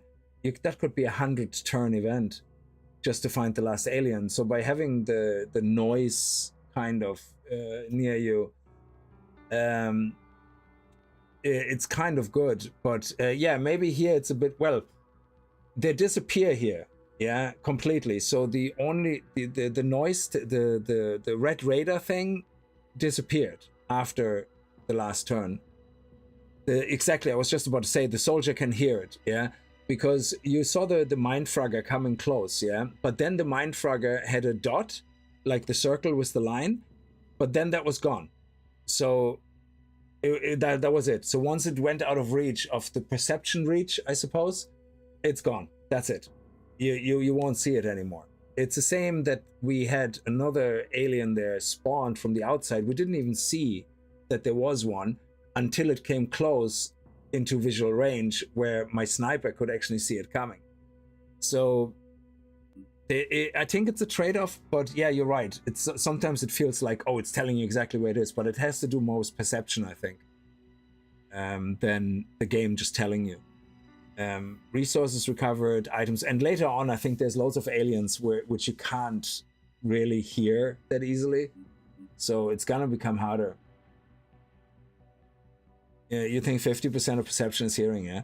So we got loads of resources here, and we got mutagens as well, which is mutagens part of the bio DLC or something?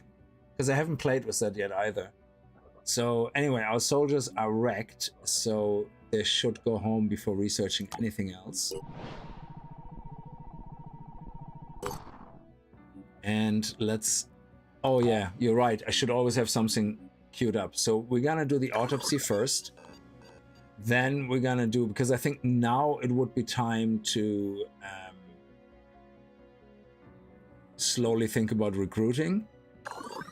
Because we have now everybody at least level 2. So if we start recruiting now, we could get a person in that we level up.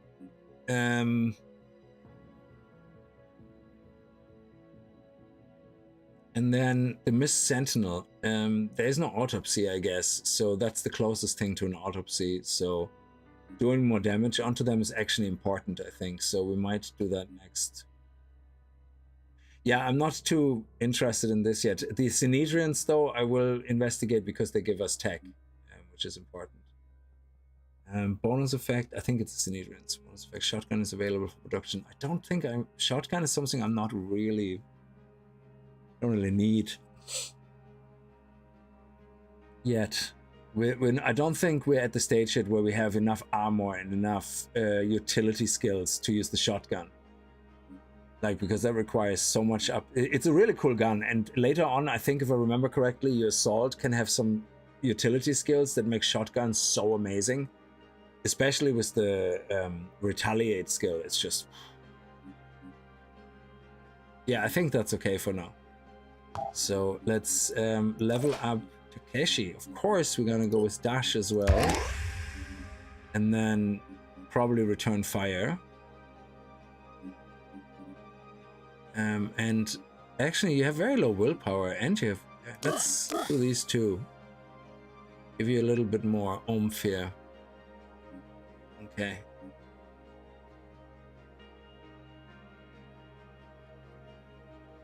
And then we have Arena. Okay, so Overwatch cost is reduced by 1, which is very good. You see, she has shotgun, which I can see come in very handy if she gets ambushed as a sniper from behind, like with an unforeseen enemy. This can come in so handy that you switch to shotgun instead of the handgun and go pow, you know, end of story. So a shotgun probably needs more action points. I also think that we should definitely, yeah, we definitely take that. You need a little bit more willpower as well, and I want to give you a little bit more speed as well. Yeah, okay. Just in case you're running low on ammo. Also, there we go. Hidden Truth, you know, he's always watching, so we got to give him that. The sniper also has rifle proficiency, not the best combo. Yeah, rifle and sniper I think is a bit weird, because rifle is mid-range. You might as well use your sniper. They cost the same action points, I think. Yeah, and you usually have more punch with the sniper rifle. Close combat, overpowered handgun, revolver, I totally get. That's very important. Yeah, I don't think this is... I think I would take this over this if I would take a... yeah, when it comes to class, secondary class thing, I'm gonna have to do some research on that. But marksman is great. That's a great skill. Sorry, is that the skill where you can shoot anybody anywhere on the map? Or is that an XCOM thing? I'm mixing up with XCOM now.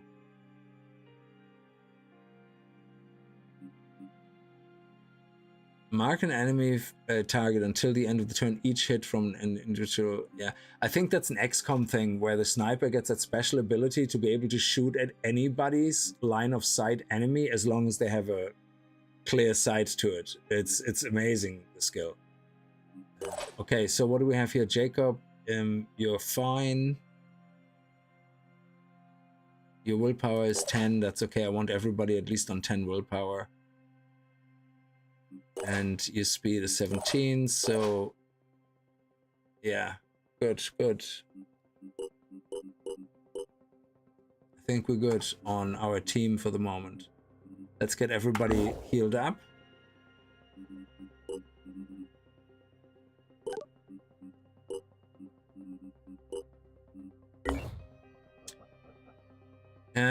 I don't want to do this yet, but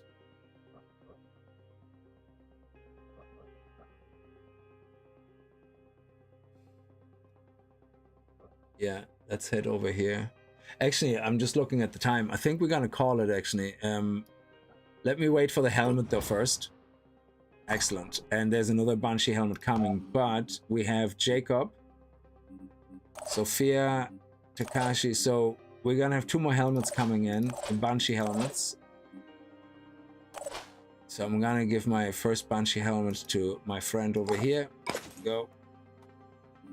And then Sophia will get the next one, the last one. And what I will do is every time I have a new assault, I'm gonna give them the better armor with the headgear, and make sure they have good accuracy, because especially when they're new, like look at that accuracy and stealth. That's nice. So I'm assuming stealth counteracts perception. Doesn't really tell you. Yeah. What is that? Oh, okay. Most used skill. Oh, number of kills. We have number of kills. Awesome. 3, 5. Takeshi is on a roll. Dude. 1 total kill. And our sniper only 1 kill. So it doesn't count the kills when they bleed out. That's interesting. You would think if you shoot somebody that ends up bleeding out that you get the kill count. Because... And she didn't get the kill counts. Hidden didn't get the kill counts for the mission where we saved him. So he killed another 2 people. So he's a killing machine, an unspoken killing machine. Yeah, I love it. Enemy kills. I love this little screen. This is such an ego trip now. It's like, yeah. Okay, so let's see. Research the Phoenix Archives. And what do we unlock on guides? Phoenix Path. Okay. Anyway, yeah, I'm gonna leave this here. There's a lot of things I have to still figure out about the game. Maybe take them to team building retreat first, play some sports together, climb a mountain, etc. Yeah, you know, the trust fall and all that. Squad side skill, that is XCOM. Yeah, squad side skill is amazing, and that's so awesome. So yeah, we're gonna leave this here. Thank you so much. I'm gonna prepare for the next stream for this, to do a little bit of research, get myself a plan together, what I want to build, what I want to do, and at least I have then less downtime during the stream to think about things. But yeah, anyway, thank you so much for watching. I hope you guys had a good time, and I'll see you later tonight with more Path of Exile 2. We're gonna get our bear fully pumped up with its spirit and all its glory buffs, and hopefully finish the interludes getting onto the end game and start mapping and all that. That would be really exciting. So see you later. Until then, stay safe. Bye-bye.